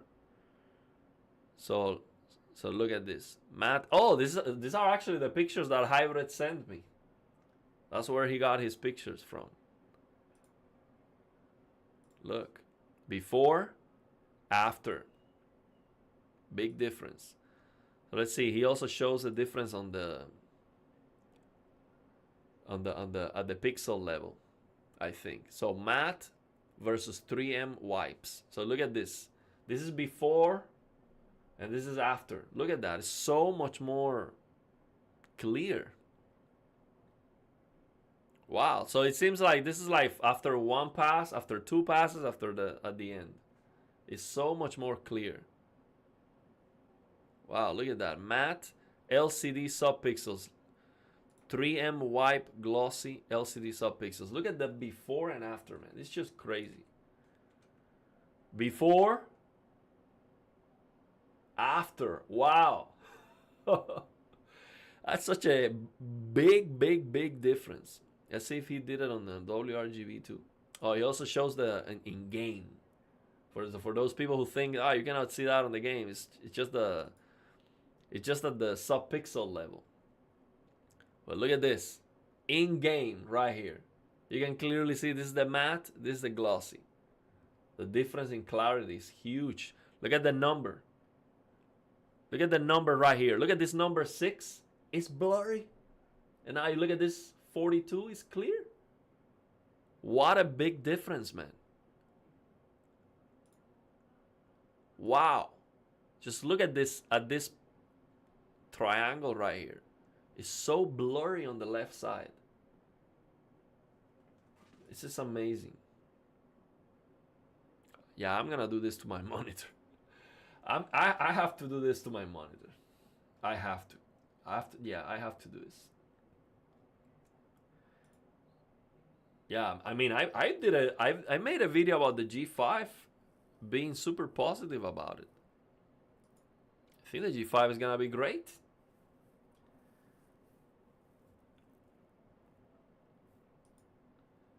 If the G5 had a matte screen, I would have bought it over the Samsung because OLED is more reliable, less prone to burning. But again, don't be worried about burning with Samsung because the TV is gonna break well before it burns in. Don't worry about it. It's not good enough for. So what I'm saying is the TV is not good enough for it to last where burning becomes a problem. It's gonna break before that. It's crap. It's Samsung, bro. Like, what are you're hoping? You're concerned about burning. It's gonna break. Something else is gonna break before that. Oh man. And people are concerned about warranty. Good luck trying to get a warranty from Samsung. That customer support is gonna it's gonna be terrible. Actually, I called Samsung customer support to ask them why did I call? Oh, for the replacement, all these issues that I had. And they said, no, you just go to the store. Like we don't do anything until the warranty you have from the store expires. So then what we do is we send the technician home. He checks and he determines if the a specific problem you have qualifies for a warranty, and then what to do after that, basically. So that's how it works. They send someone home to check it out. So yeah, I've never been big into warranty and all that stuff. I don't really care. Uh, I mean, if you're happy with the G5, I mean, some people want to stay with LG because of the settings and all of that, and I get it. I mean, this LG settings are great. It's just a fantastic TV. And also let me get this very clear. I much rather have an 83-inch G5 than a 77-inch S95F all day. But that's more money too. A lot more money. Okay? Especially with Samsung, we know Black Friday, discounts. I mean, you can buy it open box or something like that. Also, let me tell you this. I will be hunting for an S95F open box. Because if I can find something like what Luke found, he found an S95D 77-inch open box for $1,700. I am buying that, okay? I mean, I want the S95F, but you get the idea. If I can get a 77-inch because it's discounted, because it's open box, I will buy that instead of buying a brand new 65. I mean, the bigger the better. I think, yeah, that 80. So, best TV in the world, I think, arguably, is the 83-inch G5 because size matters. Okay, size, I mean, I will get the 83-inch G5 over the 77 S95F all day, but it's a lot more money too. So that's the problem.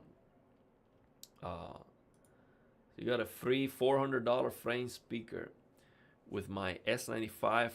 It is the dumbest thing I've ever seen, but it is something. Oh, you got it. I mean, you got it for like an extra thing for pre-ordering or something. That's awesome. So you already have the S95F, man. Happy for you, man. You got the best TV. Yeah, I'm gonna see if I can get a Samsung sound bar or something. I need some higher quality sound.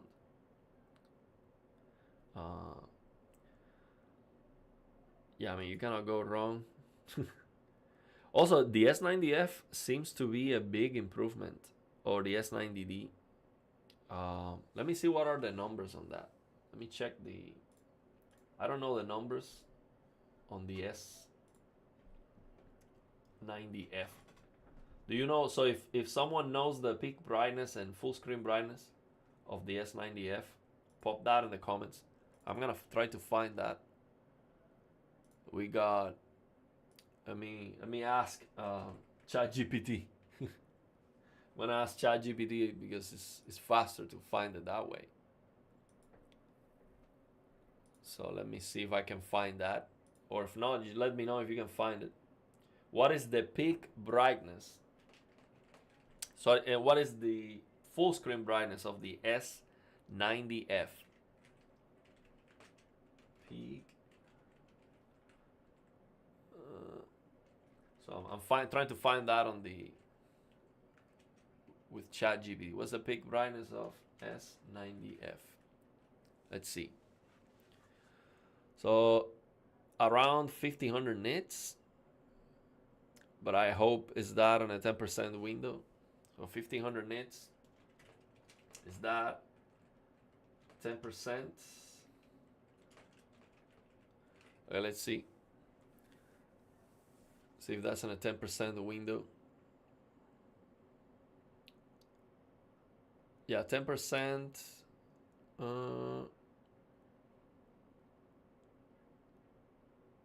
Okay, so the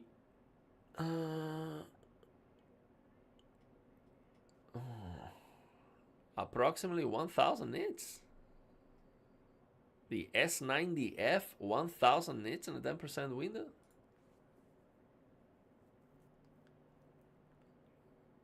S90F 1500. No, it is 1500 nits and a 10% window. Yeah, so I see a report here. The S90F is 1500 nits and a 10% window. So the thing is, this S90D goes up to 1500 nits with the service menu tweaks, but not on a 10% window. On a 10% window is 1000 nits. So that's a good improvement.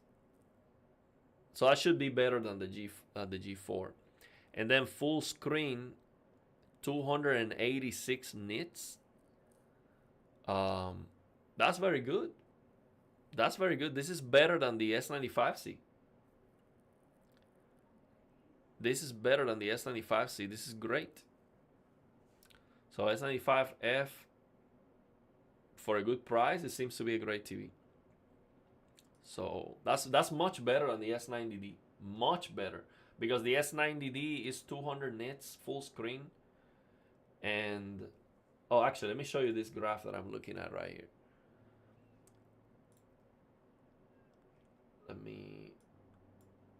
I might have to post a link in the description of the video to this source after we finish. Try to, okay, here it is. So this is the graph that ChatGPT showed me. This is the, look at this is from hometheaterreview.com, the OLED ID by Samsung S90F review. So this is the site. Let me open the site.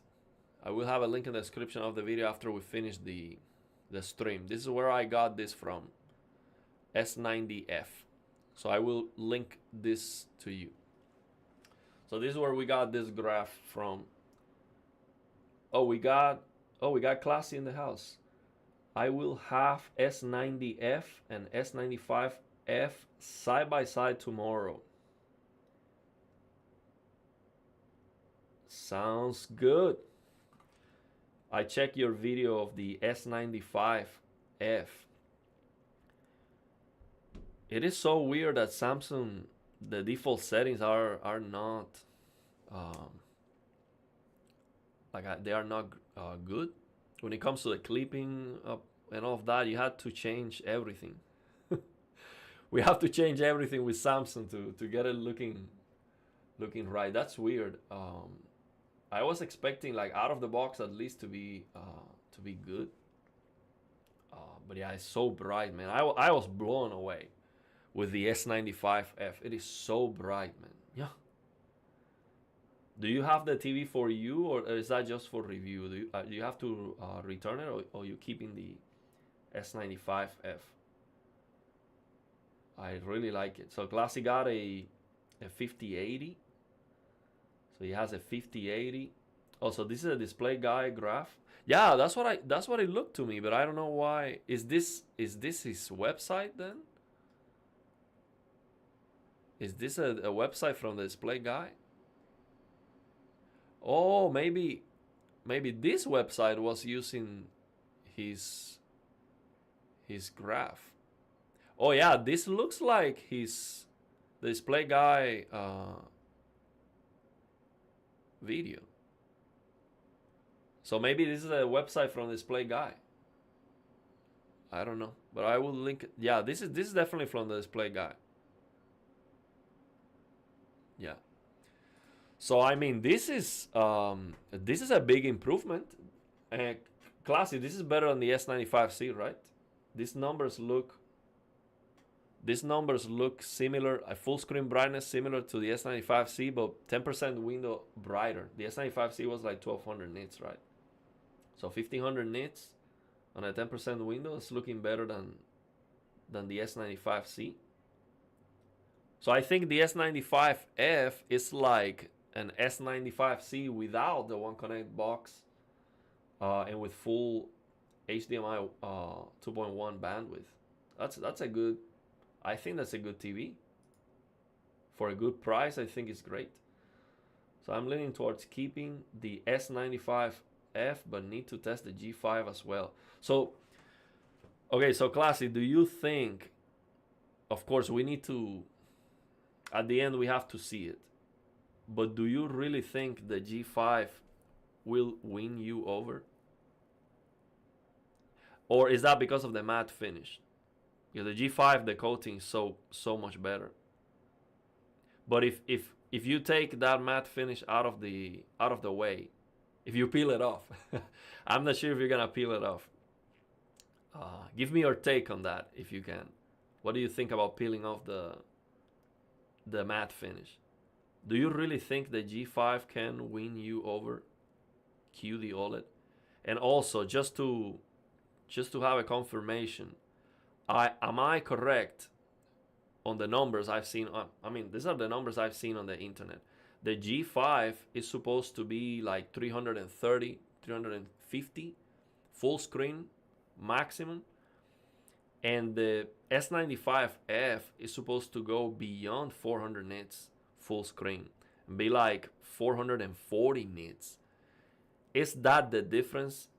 And if that's the difference, why in some comparisons we see the G5 looking brighter? What's going on there? Is that the settings from Samsung?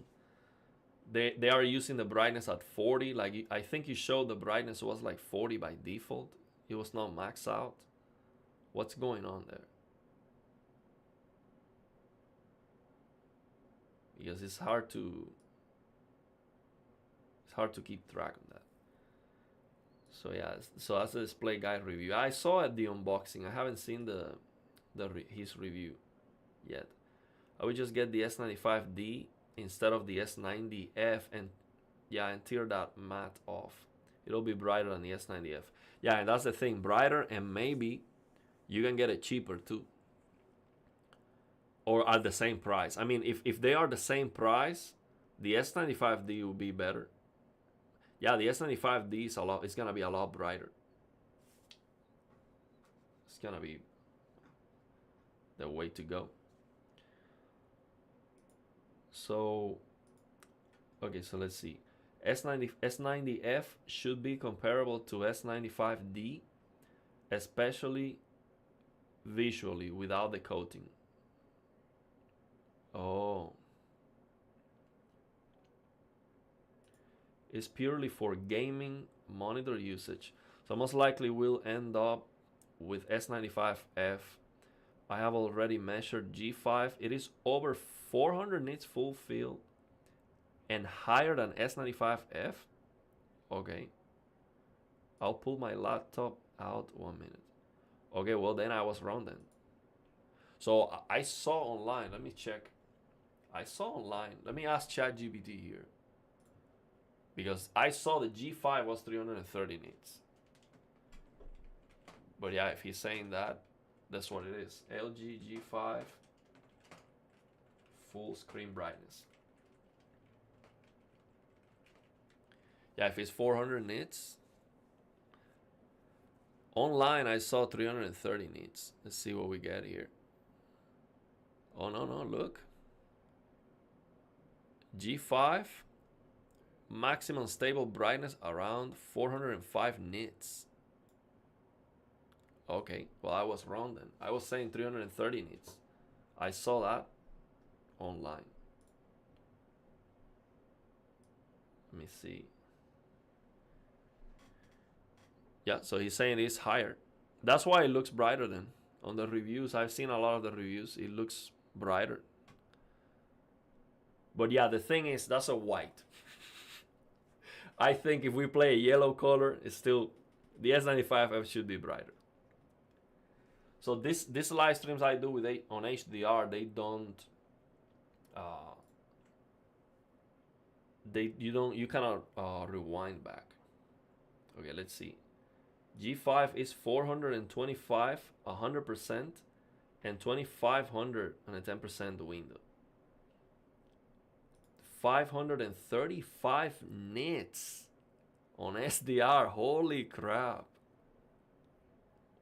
Well, then it is brighter than it is brighter than the S95F. Wow, 535 nits, 100%. Whoa. With settings can reach 585 nits, 100% in SDR. That is crazy. Wow. But let me ask you, with QD OLED, using my phone app, okay, I get very similar brightness numbers, white, in comparison with yellow. So let me show you this. Let me ask you this. This is what I want to know. If I play this test pattern, let me find it again. If I play this test pattern, 100% yellow, max out, 10,000 nits. Let me get this out of the way. So if I play these, okay, I want to know which one is going to be brighter. If I play this on the G5 and on the S90F, which one is going to be brighter? This is 10,000 nits yellow HDR. Am I wrong when I say it's not going to be even close? The QD OLED is going to be a lot brighter when we do this. Am I wrong on that? Because I don't have a fancy colorimeter, but I look at it, of course, with my eyes. It looks very bright with QD OLED. And when I use the phone app, it's very close to just white. Let me get this out of the way. Let me close it. This is kind of eye searing. Okay, let's see. S95F for color in measurements, but in content is extremely rare. Okay, but I just wanted to have that very clear, because I think this is what I really want to. This is what I would like to see. I mean, if you can show this on a comparison, I think this tells me a lot. If you do this is what I want to see. I understand for content this is not representative, because of course this is a test pattern. This is not like real content. But if I do this and I compare G5 with S95F, I believe it's not gonna be close. Will it be close? Or it's just gonna be a big difference? I think it's gonna be a big difference. Of course, not this one. This is 1,000 nits. This is not gonna be a problem. But the 10,000 nits version of this test pattern, do you think it's gonna be close? Or will the QD OLED completely, like, anyone can tell the difference? It's not gonna be. It's what I want to know. Because I haven't seen any reviewer do this, because this is not real content. I get it, but this is what I want to see. G5 versus S95F. Show me this test pattern. I think it's gonna be a bloodbath. So they say for 2600 nits white, yellow. Okay, let me read that. Let me get this out of the way. This is eye searing. Let me get this out of the way. Okay, let me get these. Okay, so for 2600 nits white, yellow, 100 should be. Oh, I get what you're. Oh. Oh, here we. This is what I wanted to know. Wow. So here's the thing. Okay, you have 2600 nits white. So let's say 2600 yellow. So max CLL 2600 yellow. The S95F is going to measure 2450. So that's almost as bright as white. That's crazy. That yellow is just insane. That's what I'm looking at right here. And that's what my phone app tells me is close.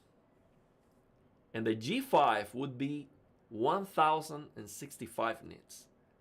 So I am right when I say, if you look at these test patterns with full screen colors and color clipping test patterns, G5 versus S95F should not be close. But I was wrong with the full screen brightness. I thought the G5 was not more than 400 nits. Over 500 nits, that's insane. S95F. Oh, by the way, look, sorry, I missed the super chat. Thank you very much, man. Thank you very much for your super chat. Let's go. We're gonna get that S95F very soon. Okay? Thanks to you. Thank you very much. Thank you, man. I appreciate it.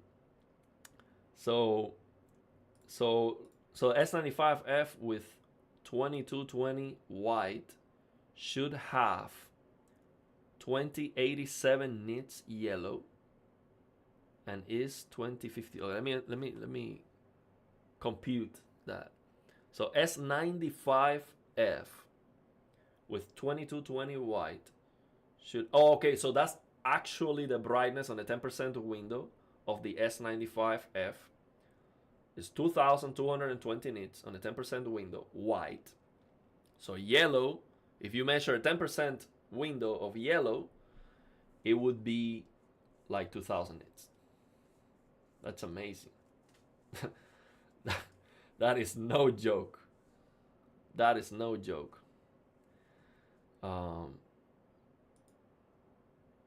So in the US and European Union with strict power requirements, they get shuffled on total performance.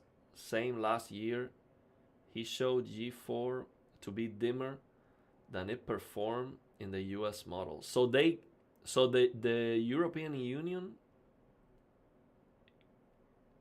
the TVs are less bright sometimes because of the regulations. That is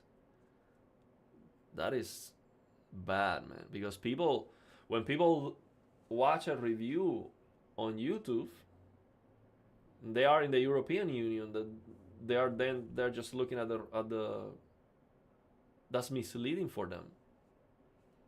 So then they get their TVs and it's not as bright.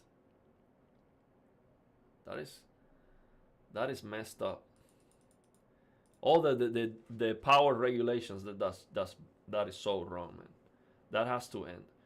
Can you go to see Brian's Tech Therapy TV comparison, G5 versus S95F, and how good the G5 is versus S95F? Okay, let's do it. I'm gonna check him out. So we're not gonna watch the video, but I will check some of the shots. Okay, let's do it. So let's check out Brian's Tech Therapy.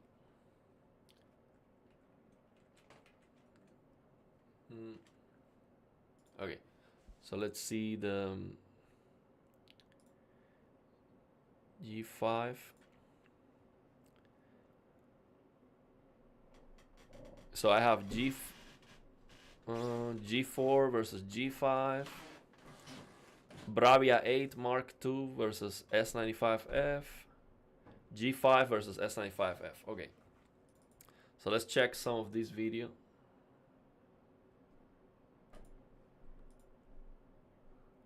So G5 to the left, Okay, let me pop this on screen.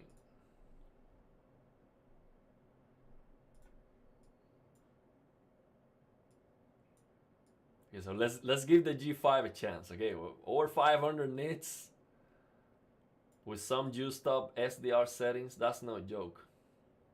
Let me get myself out of the way. So check out Brian's Tech Therapy. I'm gonna have a link in the description of the video. Thank you very much, Brian, for breaking the news. I mean, this. Let me before we go there. This is video of the year, okay? This is the video of the year. I'm sorry, okay? Nothing comes even close. This is the best video of the year. Samsung S90F, S95F, S95D matte screen fix. Yes. Man, I was so excited when I saw this video. I could not believe when he showed this. I mean, just the thumbnail where you can see the Luke peeling this off. When I saw this, I was like, no way. I knew right there and then where I was, I knew I have to buy an S95F. This is my TV.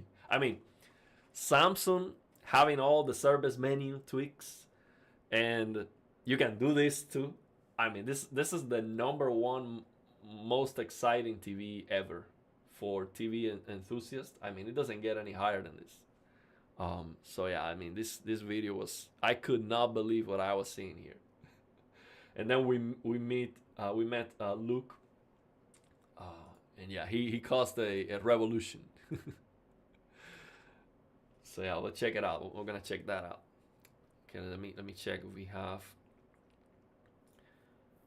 So S95F in SDR with contrast 38 for no clipping is 380 nits at 100% and 900 nits on 10%. So yeah, you have to reduce the contrast. When you say no clipping, is to not clip the whites or the colors or both. So you're clipping the colors and the whites. So basically what you're saying is pick brightness high, brightness in 50, max out brightness. You cannot increase the contrast more because you start getting clipping. The whites are starting to get clipping on the whites and the colors. So you have to lower it to 38. And if you do that, then it's 380 nits. Wow, then there's a huge difference between the G5 and the S95F on SDR then. Brightness really doesn't matter as much as low luminance, near black performance, which is where the G5 currently struggles in HDR. Yeah, because Classy explained that, you know, HDR is code values, and you have way more information. It's just the way we perceive the brightness. And when you look at a gamma curve, you see that there's a lot more from zero, from perfect blacks to like 100 nits. There's a lot more maybe than from 100 nits to like 1,000 or something like that, because the way we perceive the, so it is so much more important from zero near black than getting all the brightness. But the thing is, QD OLED, the brighter the better it gets. So post calibration S95F 1 to 10% window is 2300 and 100% is 406 nits. And how about the G5 post calibration? So G5 is at 2600, 2600 nits. Yeah, GTA 6, man, for the first time. Well, we're gonna have to wait like 2 years for that. Hopefully it comes day one. I don't think it's gonna come day one. But yeah, man, GTA 6 is gonna be wild. HDR was fixed with the latest update. Brian explains this in the video. Okay, let's check out the Brian's video. Let's check it out. So this is G5 versus S95F. So let's see what are some good shots here. Look at the G5, better contrast. It seems like we have some lights, some ambient lights here because the contrast right here seems to be better. And the Samsung is looking kind of washed out. Let's see. Yeah, this looks brighter on the Samsung right now. This is clipping more than on the G5. But the thing is, this video,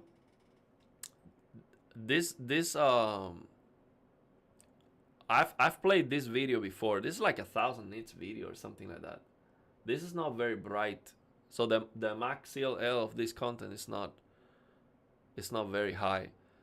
So I don't know if the G5 is using dynamic tone mapping or something. But yeah, here the S95F looks brighter. Oh, we got an ad. Let me get this out of the way. So yeah, the thing is, it's hard to tell with comparisons without knowing if it's HDR content, what is the max CLL of the content. So what is that HDR content graded? So what is it 1000 nits? Is it 2000? That's very, very important. Then you need to know, okay, what are the settings that each TV is using? Because the thing is, you know, Brian is catering to the bigger audience, and the bigger audience is going to use the picture presets that come with the TV. So I don't really remember, or I don't really pay attention to the settings that each picture preset is using, because I change them all. So what I would really like to know, for example, what I would recommend Brian when he does these comparisons and he does edit the videos, what I would do is right here at the bottom of the G5, I would type in, for example, dynamic tone mapping, peak brightness high, contrast, 100 or something like that. The settings, color 30, whatever it is. And then here S95F, active tone mapping or static tone mapping, whatever it is, contrast enhancer off, so we know what we're looking at. And then if this is HDR, then I would have like, HDR 1000 nits or something like that. I think that would tell the story a lot better. But I get it, the wider audience doesn't would not know what that means. I mean, most people might look at that and be like, I don't know what dynamic DTM, what is that? So yeah, I get it. But Brian has a lot of enthusiasm, so a lot of people will know what that means. So I think that would be great if he does that. It would help a lot more. Even it can be help improve, but it'll still have low luminance posterization issues. So the G5, but let me ask you, but these issues that I've been hearing about the G5, isn't that a problem with all the WRGB OLEDs, or is on the G5 worse than it was on the G4? Saying that the update only helped Dolby Vision, but HDR10 still has issues. Got to use real content to really test the low luminance issues. The thing is with real content, I see so much film grain. When you go low in the luminance, it is so noisy, especially with streaming. It looks so bad that it's hard to tell if it's a problem with the TV or a problem with the content. We need clean material to test all of that. I don't know if the Spears and Munsell, I need to get that content to have high quality non-gaming content. With the Matrix, which they use, there is there it is like stripping the metadata, and the Samsung is most likely using its 10,000 nits tone curve versus LG using its 4,000 nits curve. So let me ask you, the Samsung QD OLEDs in general, do they have like LG? You know, when LG, when you are using tone mapping off, you have different tone curves. You have 540, 700, 1000, 2000, 3000, 4000, and 10,000 nits. You have all of those, and if you are using the internal apps of the TV automatically changes to the correct tone curve, so you don't get clipping on the highlights, so it looks, you preserve all the detail. Does Samsung do that too? Because I thought LG was the only one that had a 10,000 nits tone curve. Or is that something new with the S95F? Is the S95F did the S95F added the 10,000 nits tone curve? Because I thought that was an LG only thing. So the Samsung EOTF would be tracking lower. Yeah, it will be tracking lower if it has a 10,000 nits tone curve versus a 4,000 nits tone curve. But is that because it's wrong? Like Samsung, if it goes beyond 2,000 nits, it already goes to 10,000 nits tone curve, or because it doesn't have more options? Or what's going on with that? I don't know. So the G5, like the G4, overtracks EOTF a bit out of the box. So overtracks the EOTF is it looks brighter than reference, which a lot of people like, but it's not necessarily a good thing, especially near black. If it looks brighter than reference, it might look a little bit washed out. So Samsung has multiple curves as well, but in absence of metadata, it will use a 10,000 curve, and LG, I see. So yeah, LG, for example, the LG TVs on the PC, they are not receiving any metadata from the PC. I don't know why. Windows, if it's a problem with Windows or what's going on. So if you use tone mapping off on the LG TVs, TV is not getting metadata, and it defaults to 4,000 nits tone curve. So what happens is the TV has this setting that is null. So null means 4,000 nits. So when it doesn't get metadata, it's 4,000 nits. So Classy is saying that with Samsung, when it doesn't get metadata, it defaults to 10,000 nits. Now let me ask you, there's an issue I see with Samsung on the PC. For example, when I open the HDR calibration app, what happens is sometimes if I don't have a game or a video that I am opening in the background, the tone mapping curve of the TV is not like the HDIG. I have set a static tone mapping, game HDR basic, static tone mapping. When I do this, it doesn't, it's not clipping at the right point unless I open a video on HDR or a game. This happens with Samsung sometimes. Not now. Like for example, right now it's clipping at 1000 nits here for me too. Because I changed the settings from for a video I made the other day. So this is more like default out of the box settings. So it's clipping at 1000. So sometimes this doesn't work well, and it's clipping well beyond that because it's not working right unless I play a video or a game. So maybe that happens because the TV is changing to that 10,000 nits tone curve or something. I thought that's like a bug of the TV, because it should stay there with the game HDR basic. It should stay there. So let's check out this. Let's wait for the answer and let's check this out. Let's see if we have more comparisons. By the way, I saw this comparison today with the S95F and the Bravia 8 Mark II, and this is probably using active or contrast enhancer or something like that, because the Samsung was looking terrible with the vivid mode settings, just absolutely disgusting.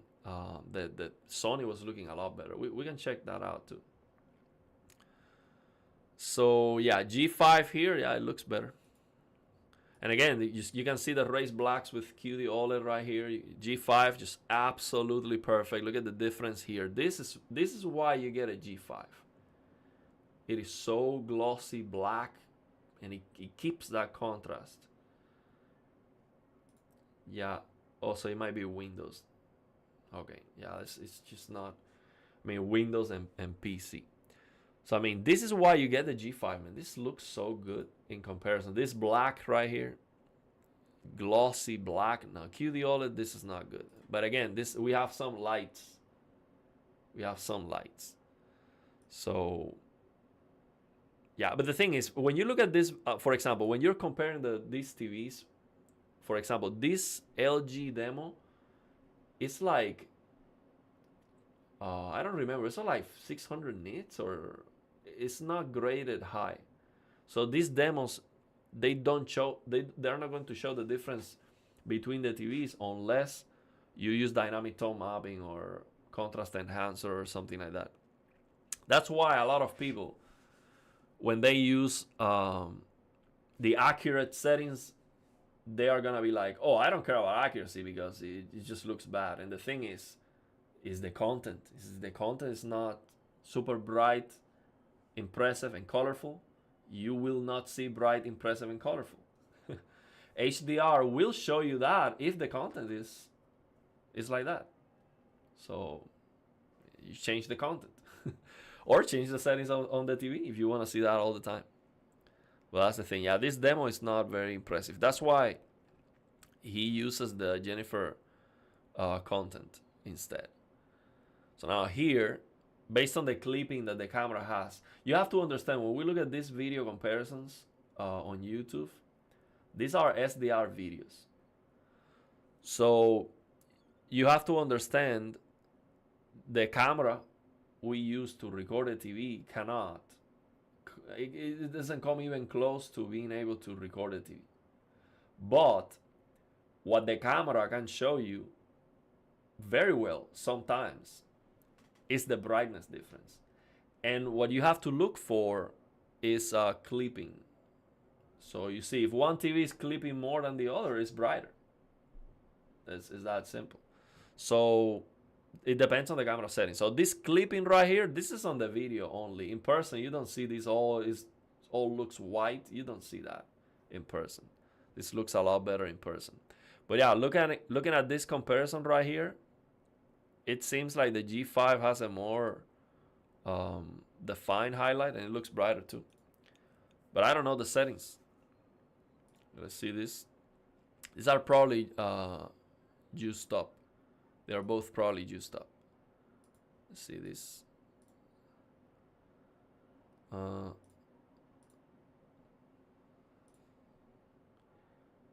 They look similar. What I want to see also, I want to see how a full white screen looks on the G5 in person.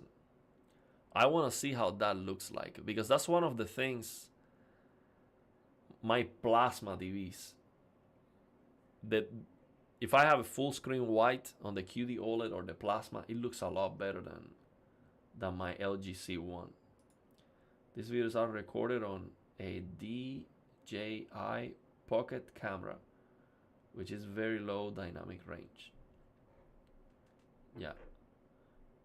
It's almost impossible to record these TVs. You need, I mean, even if with a very expensive camera, it's very, very, very difficult.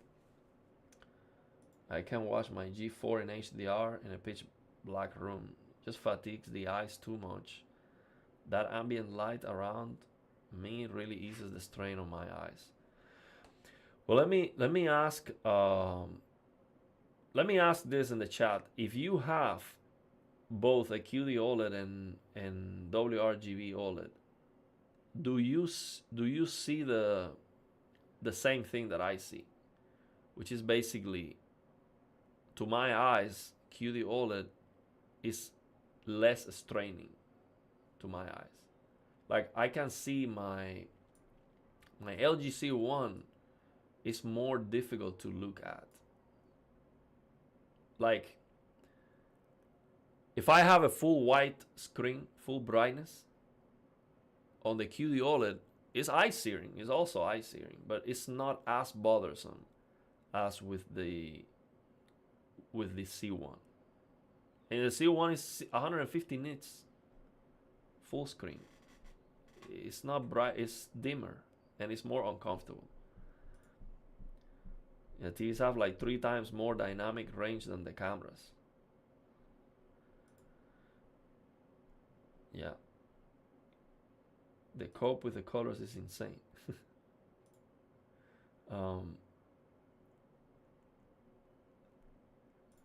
Anyone in the chat have QD OLED and MLA OLED?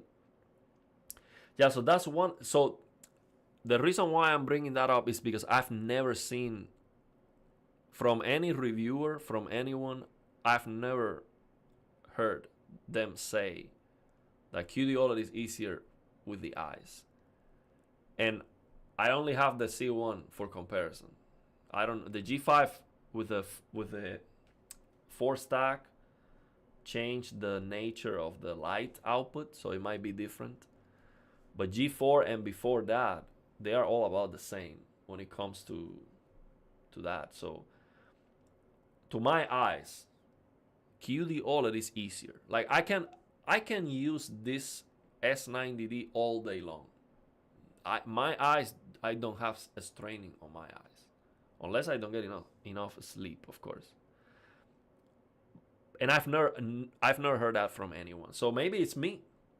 Maybe that's just my eyes. But QD OLED for me is easier to look at. It's less. You know, when you wake up, you don't want to see something very bright, right? So imagine you wake up and you have to see, boom, full white screen, 100% brightness on your TV.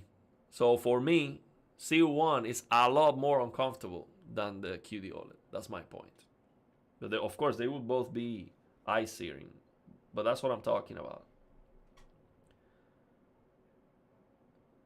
G5 default setting is warm 40. Increase it to 50 and colors get richer, but keep the whites also. Yeah, they did that because that's a great idea what they did, because imagine out of the box you need to get it a little bit warmer to be closer to accurate. If it's already maxed out, warm 50, what are you gonna do? Now you have to go and mess with the white balance and all of that. So, but if it's 40 and you need it to be a little bit warmer, you can increase it a couple of clicks.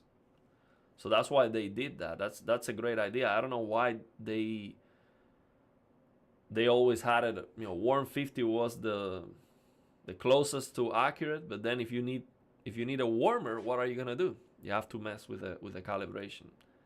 So that's a great move from LG, I think. So let's see if we can find a spot where a lizard. We can never skip a lizard comparison. Okay, this is very important for TV comparisons. The G4 was too yellow at warm 50, and G5 at warm 40 is also too yellow. You either change gain or do a lot to fix it. And what about the QD OLEDs?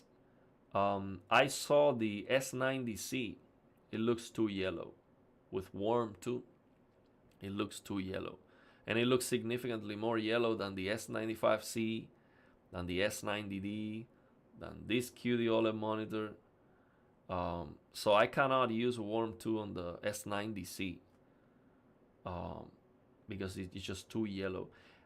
Is that a problem?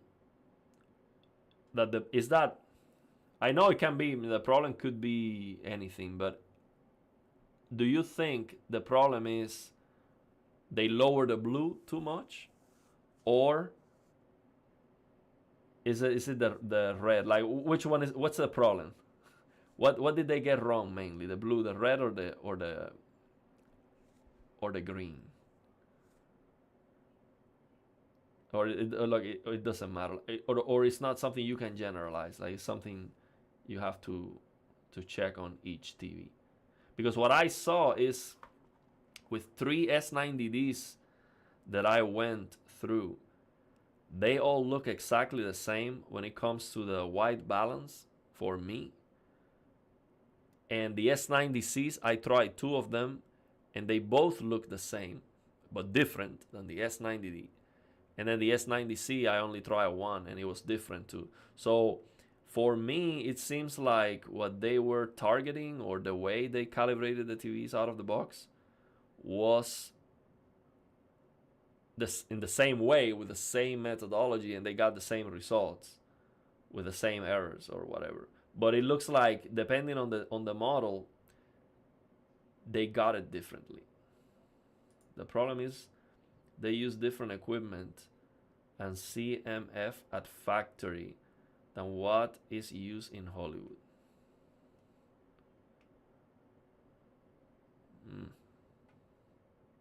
So it's messed up. Yeah, a chameleon is a must. If you do a TV review and you don't show a lizard, no one can take you seriously. I'm sorry. You're just not at the level that's necessary. Okay, let's see if we have a... So here the G5 seems to be brighter here because it's clipping more. And here on the S95F, we got a little bit more red going on. See what we got. I mean, it's super hard to come to a, like, if you don't know the settings, it's very, very hard to... Okay, well, this is 2000 nits content. That's a good thing to know. That's a clue. That's perfect content for these TVs. 2000 nits. That's perfect content. It's great. Not perfect. I mean, it should be bright, a little bit brighter if they go beyond 2000 nits on a 10% window. But yeah, this yellow right here, look, the S95F is clipping more the yellow. Why? Because it's brighter. Okay? This yellow here is clipping because it's brighter.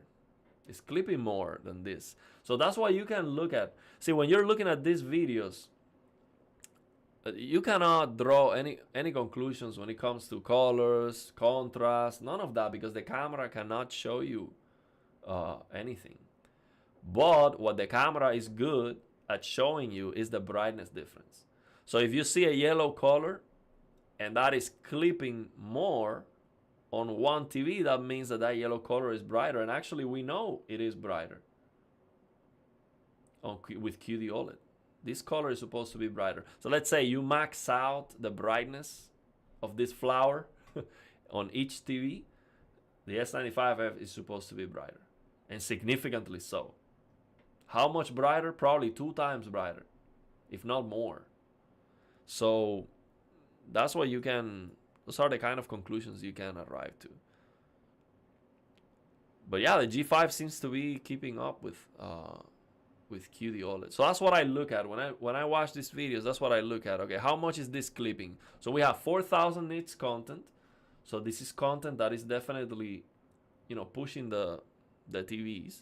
So let's see how much clipping we have here in comparison with how much clipping we have here. So it's actually not that far away. They are clipping very similar on camera. Okay, I'm not saying the TV in person is not clipping at all. I'm saying how much is the TV clipping on camera. That's what I'm looking at When I watch these videos, that's the only thing I'm looking at, because it is the only thing you can take away from them. You cannot draw conclusions about anything else other than how bright they are in comparison. That's the only thing you can really evaluate. So how much clipping we're getting here, comparison with here, very close. So yeah, move on, and that's it. So here we have a little bit more clipping, so this is probably brighter on the S90F. I'm not sure if you can see my mouse, but I'm pointing it. So they still target D65, but they get there a different way than Hollywood standards.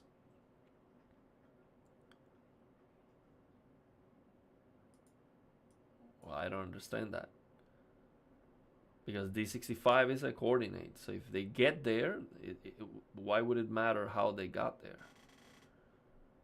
Samsung has the better panel, but LG just works and is closing the performance gap. Yeah, I just find the Samsung to be so compelling. I mean, just to have the ability to mess around on the service menu and peel off the TV to remove the mat. I mean, for a YouTuber to have content, Samsung is the best, because most likely you order the TV is going to come messed up, damaged, out of the box, bent or something wrong with it. So that's content. That's good content for the channel. So yeah, I think Samsung is the way to go for a YouTuber. You have to mess with the settings. So different meters and CMF color matching functions will measure differently. Okay. So yeah, they're targeting the same, but they measure differently. So one thing that I like a lot about my S90D is the white balance. It looks so good to me. I don't know if that's accurate or not. Maybe it's more blue than reference, but I like it a lot. And I'm comparing it with S95C, S90C. It is so much better. I really like the white balance of my S90D. I'm not sure if it's accurate, but I really like it. It is easy for my eyes, but it doesn't look yellow. It doesn't look yellow. It doesn't look too blue. If I had to say, where is the error? Is it leaning towards yellow or towards blue? I would say it's probably leaning towards blue. But I don't see green looking faces or lobster looking people. And it doesn't look like a piss all over the screen. I really like it.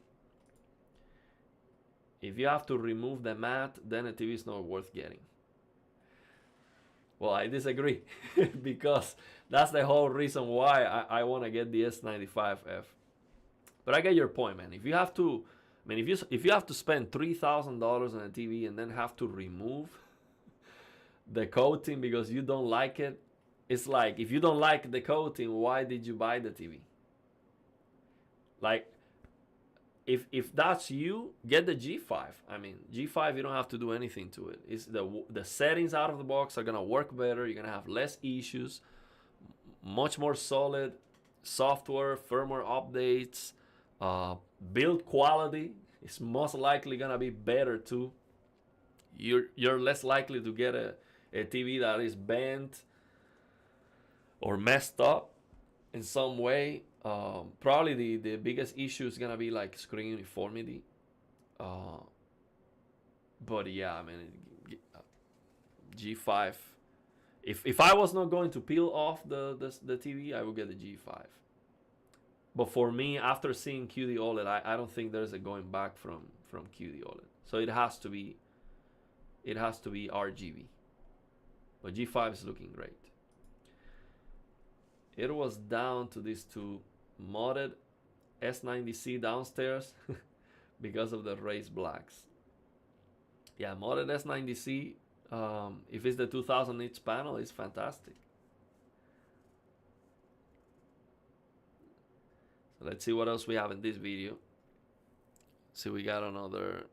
See, we have like a big difference that we can point out. Now here, for example, here, even on camera, and as expected, all this bright saturated red is gonna be more saturated on the QD OLED. It has to. And this sun too should be more saturated. But the thing is, it's clipping on camera, so it looks white. But in person, when you can actually see the color, then this should be more saturated on the QD OLED than on the G5. I mean, you can clearly see this yellow right here on the S95F is more saturated.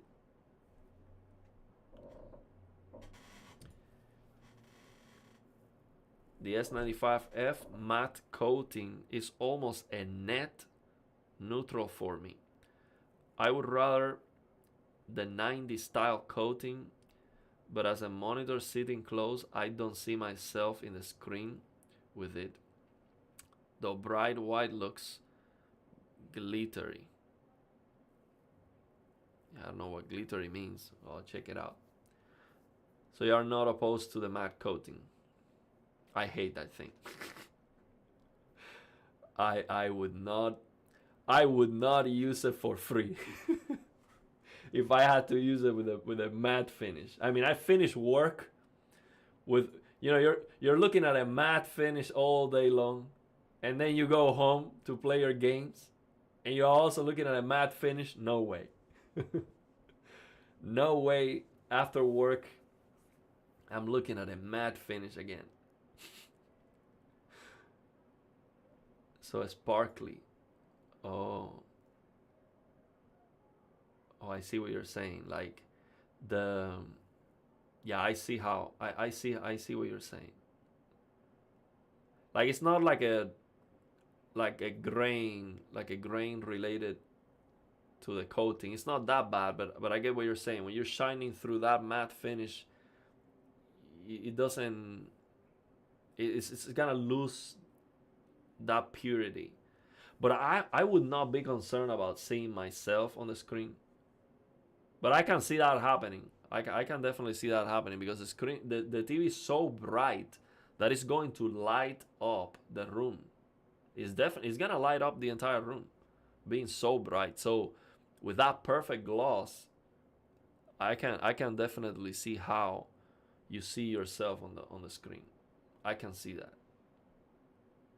So I mean, there's definitely a downside to anything, but I really like that.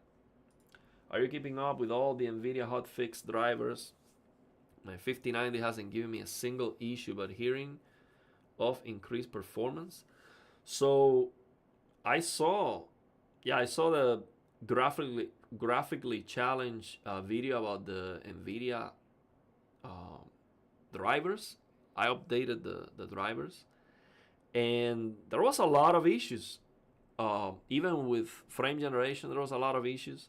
So let me tell you, I was gonna make a video about frame generation, and I've been waiting for it, because if I make a video right away about frame generation, I would be like, man, this is so disappointing. It works so bad in so many games that I am shocked.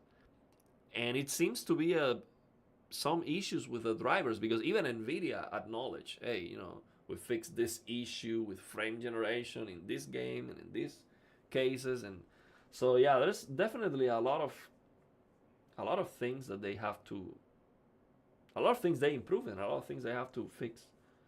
Kind of a mess. But yeah, I've been updating the drivers. I haven't had any black screens or anything like restarting the PC, but a lot of games, of course, I've been running out of VRAM with 32, because of course I'm trying 8K and all that stuff, and these games sometimes they do run out of VRAM when you try, go beyond the. So yeah, I did have some crashes, but not like a black screen. So it reminds me of a laser speckle on a laser projector with an ambient light rejecting screen. I would like to try I saw this Brian video about the 3D projector. The thing is, it's like 60 hertz for 4K. But I would love to have 3D, man. I hope I can get like a review sample one day of a projector that has 3D, because I really like 3D. I wish these companies bring back 3D, man. It's a no-brainer. And Samsung already has glassless 3D technology, so why not, man? It's a no-brainer. Now, again, here, you're looking at this comparison. This sun is clipping. So if the QD OLED looks more colorful, you don't know. It looks white on camera. But in person, this is not going to look white, and that's where you see the difference. So that's why it's so hard to tell them apart, because HDR, if you're using, and I don't know if this is HDR or SDR, but if you are using accurate HDR settings, the overall image should look the same. But the highlights, that's where the brightness difference comes. So if they are both clipping on camera, you don't see the difference. So you would have to change the camera settings, crush everything to just focus on the highlight to showcase the difference. So the settings menu on my S95F broke and stopped working. Firmware update and factory reset didn't fix it. Had to exchange for another one. The settings menu broke and stopped working. So you could not go into the settings and change anything, like it was not working. So let me ask you, I heard on your video you don't recommend anyone to update the firmware on their TVs. And I mean, if this happens with a firmware update, that's a big problem. Because imagine you have no warranty left, and this happens to you, your TV is a brick, literally. But here's the problem I have with that. When I buy a TV, I want to be able to use all the functionalities, and I think it's good to have a smart TV.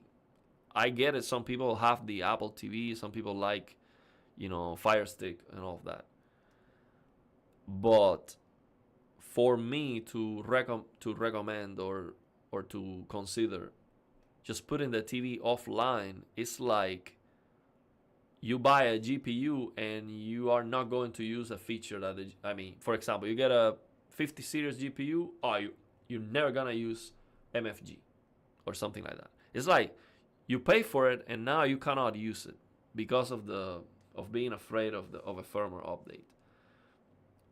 But I get it. If something like this happens with a firmware update, it really sucks. But when I get the S95F, I will update the firmware and make a video about it, because especially if the community is supporting me to buy the TV, if something bad happens and the TV breaks or something like this happens, I'm screwed. But I want to show people, hey, this happened, so they don't do it. So I'm basically taking a bullet for the community. But that really sucks. Get a firmware update and then suddenly you cannot change settings anymore. That's some broken stuff. But of course, I guess they would, even out of warranty, that should never happen. So if that happens, they should take care of that. Yeah, even Sony does a way better job with Samsung Tech QD OLED, and the Bravia 8 Mark II is the only one that I can say beats the G5, because they have better processing than both Samsung and LG. I don't know about that. I don't really like Sony, just because they don't let you get more brightness. They don't let you turn off the dimming, and that's a deal breaker. But I get it. The TV is great, and also they want to charge you more money than anyone. Yeah, that's what I'm talking about. I'll see if I reach out to this company. I would like to try I don't have space for a 100-inch screen, but I would like to try the 3D. They send them to most creators, reach out to them. Yeah, I'm gonna reach out to them because I want to try 3D. Yeah. And also with the projector, if you want to have a smaller screen, you can, right? So I saw that projector at 4K 60 hertz, but if you do 1080p, it's 240 hertz. So maybe if I can do a smaller 1080p screen, it can work better for gaming. I just want to see the 3D. Yeah, I'm gonna reach out to them. Try. Firmware update didn't because the settings menu to stop work. So firmware update didn't cause the settings menu to stop working. I meant I tried to update to see, oh, if it fixed it, but it didn't. Oh, okay. So you just had an issue with the S95F just not going to the settings menu anymore, and then you tried a firmware update and didn't fix that. Even if factory reset didn't fix that. So that was just an issue with the TV. I mean, that is Samsung. That is Samsung for you. They messed it up sometimes in the in the most surprising way. How about that? The TV is just a brick. You can no longer change any settings. LG had a bad update on the G4 a while back too, and Sony has bad ones now and again. I don't recommend updating unless you need it for something. Yeah, the thing is, if they let you just turn off the notification, like just say, hey, I don't want to update, don't ask me anymore. But the thing is, every time you turn on the TV, it's asking for the update. Hey, there's an update available. And that's bothersome. That's bothersome. So that's the problem. And I know there's a way you can block the URL, the domain that is trying to update the firmware and all of that. But that's a hassle. With your router, you can block the firmware updates, basically. You can do that. But then some stuff are not going to work either, so that's a problem. So yeah, I mean, I don't know what you wanted me to see from this comparison here. Someone asked me to look at this video. It's impossible to see from this comparison. It's impossible to see what's going on. Now here we see the G5 is a lot brighter. It looks a lot brighter, but maybe not. Maybe it's the color saturation here is more saturated, so it looks darker. I don't know. It's very hard to tell. And also, this is an SDR video. We are on HDR on Windows, and I have the brightness set to 0 too. So keep that in mind. So it's very hard to tell the difference. You have to see it in person to really know what's going on. So yeah, it's what it is. This is an HDR video. That's why it's a lot brighter. We're streaming on HDR. So yeah, man, let's leave it there. The comments keep coming. Yeah, I like LG, the settings and the calibrations and all of that. Firmware updates, no issues. I'm gonna make a video about the C1 firmware update before I bring it back to my room. But there's no difference. Like every time I update the firmware on the C1, there's nothing happens. So it's like, but people like me to cover it, so I will cover it. Sony isn't worth the tax.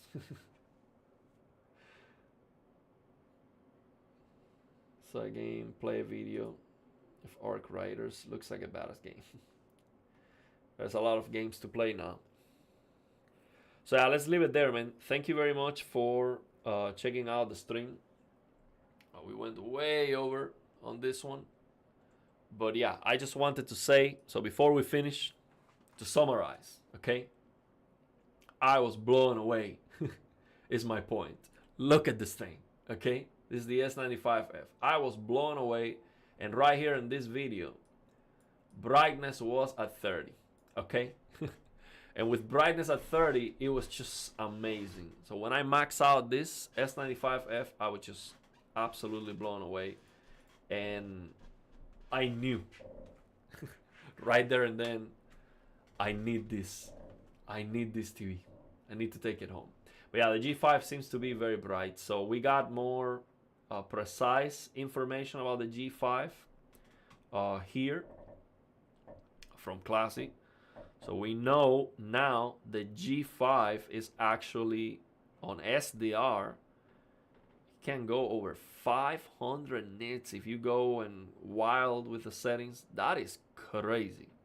That's absolutely insane. 535 nits if I remember correctly. So then we have on SDR, the S95F was like 380 nits, 100%. That's on SDR. The thing is, I would never use SDR. If I want all that brightness, I use HDR and it looks better anyway. But it is interesting to know the brightness power of these TVs. So the G5 seems to be brighter. It is brighter full screen. Now on HDR, the S95F, let me bring that comment back. So the S95F on HDR, let me find that again to remember. So there you go. So 535 nits, 100%. This is the G5, which is crazy. So on HDR, let's see, what is this? Yeah, on HDR is 425 nits and a 100% window, and 2500 nits and a 10% window. That's the G5. That is very impressive. I heard that Samsung was 440 nits and 100% window. But so S95F. Okay, let's see if I find the numbers. So this doesn't let me go back too far back on the comments. But yeah, the thing is, the G5 is brighter when it comes to white, but the colors, I was right about that. The colors on QD are gonna be a lot brighter. How much brighter? Sometimes double. Like for example, this yellow color, you have the S95F on a 10% window. If you have white being 2220 nits, yellow would be 2087 nits. It'll be like 2000 nits approximately. So that is very impressive. The G5 would not touch that. It will be like half that. It will be like 1000 nits or something like that, which he also mentioned that. So yeah, G5 is super bright. Still, colors are not gonna be better than QD OLED. Screen uniformity will not be better. Gradation of colors will not be better. Near black. G5 also has some issues on HDR10 that has not been resolved with the latest firmware update. But the thing is, they are both great. But yeah, I'm excited about the QD OLED. I want that. That's what I want. For you, S95F is definitely what you want for gaming PC. G5 is good, but with service menu, S95F is likely better for gaming overall. Yeah, that's what I want. That's exactly what I want. And you told me that there was no issues with the 165 hertz, because I was so. Have there been any blackout issues with the One Connect box? Any reports of the S95C Nightmare with the blackouts, or was that completely fixed, or we just have to cross the fingers? S95F is more like 405 to 450 nits, 100% was still good. That's insane. That's a lot, man. Over 400 nits, full screen. That's amazing. It's absolutely amazing. Yeah, but real content, yeah, that's 100% white. But when you have real content, the average brightness can be super, super high, a lot higher. The OLED's hitting over 400 nits full screen. Yeah, that's just amazing. Absolutely amazing. The jump has been insane. I had a I had a couple blackouts, but Reddit cables, but redid cables and no problem since. Oh, well, I mean, it's Samsung, okay? It's expected. Something's gonna go wrong with it. It's gonna happen. It's gonna happen someday. It's just gonna break. So let's leave it there. Hey, and how about the S90F? Let's not forget about that because the prices. I'm gonna get the 95 because of the 165 hertz and because it's brighter. But the S95F seems to be a good option, right? It's gonna be like an S95C full screen, like close to 300 nits, but 10% window. I was reading 1500 nits. Like on this review, it was like 1500 nits.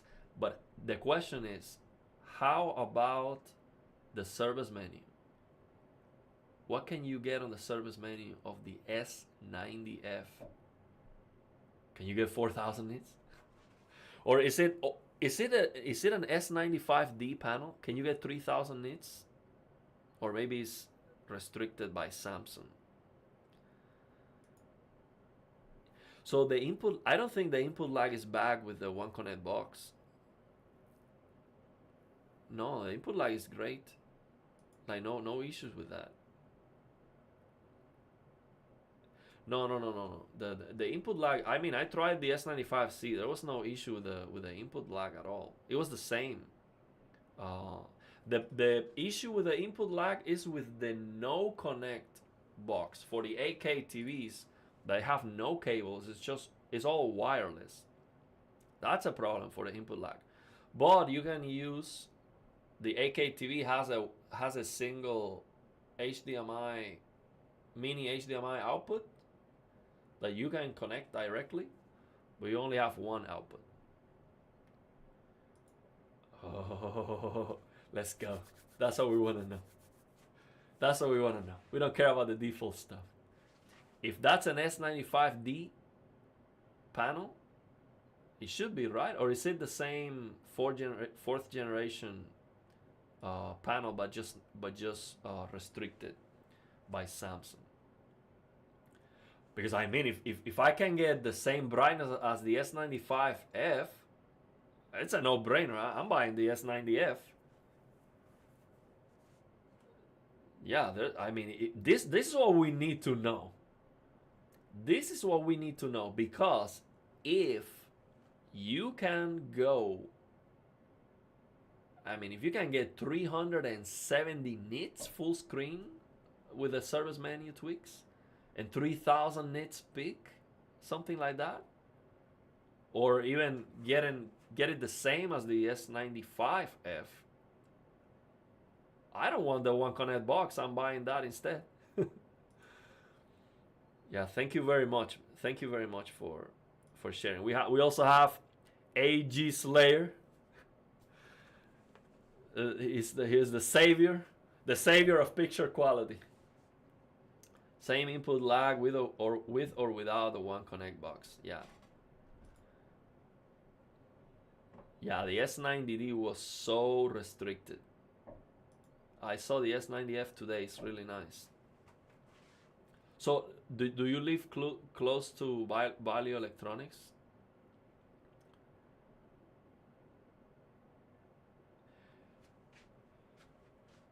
Okay, well, let's leave it there, man. We've been like 3 hours already doing this.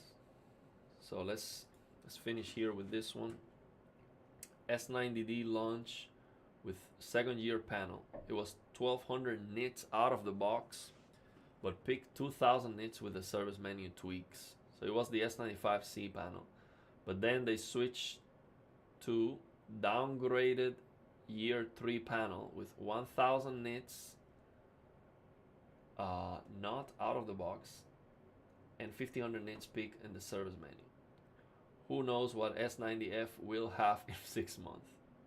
Yeah, yeah, that's the problem. And actually, the reason why I changed the S95C for the S90D was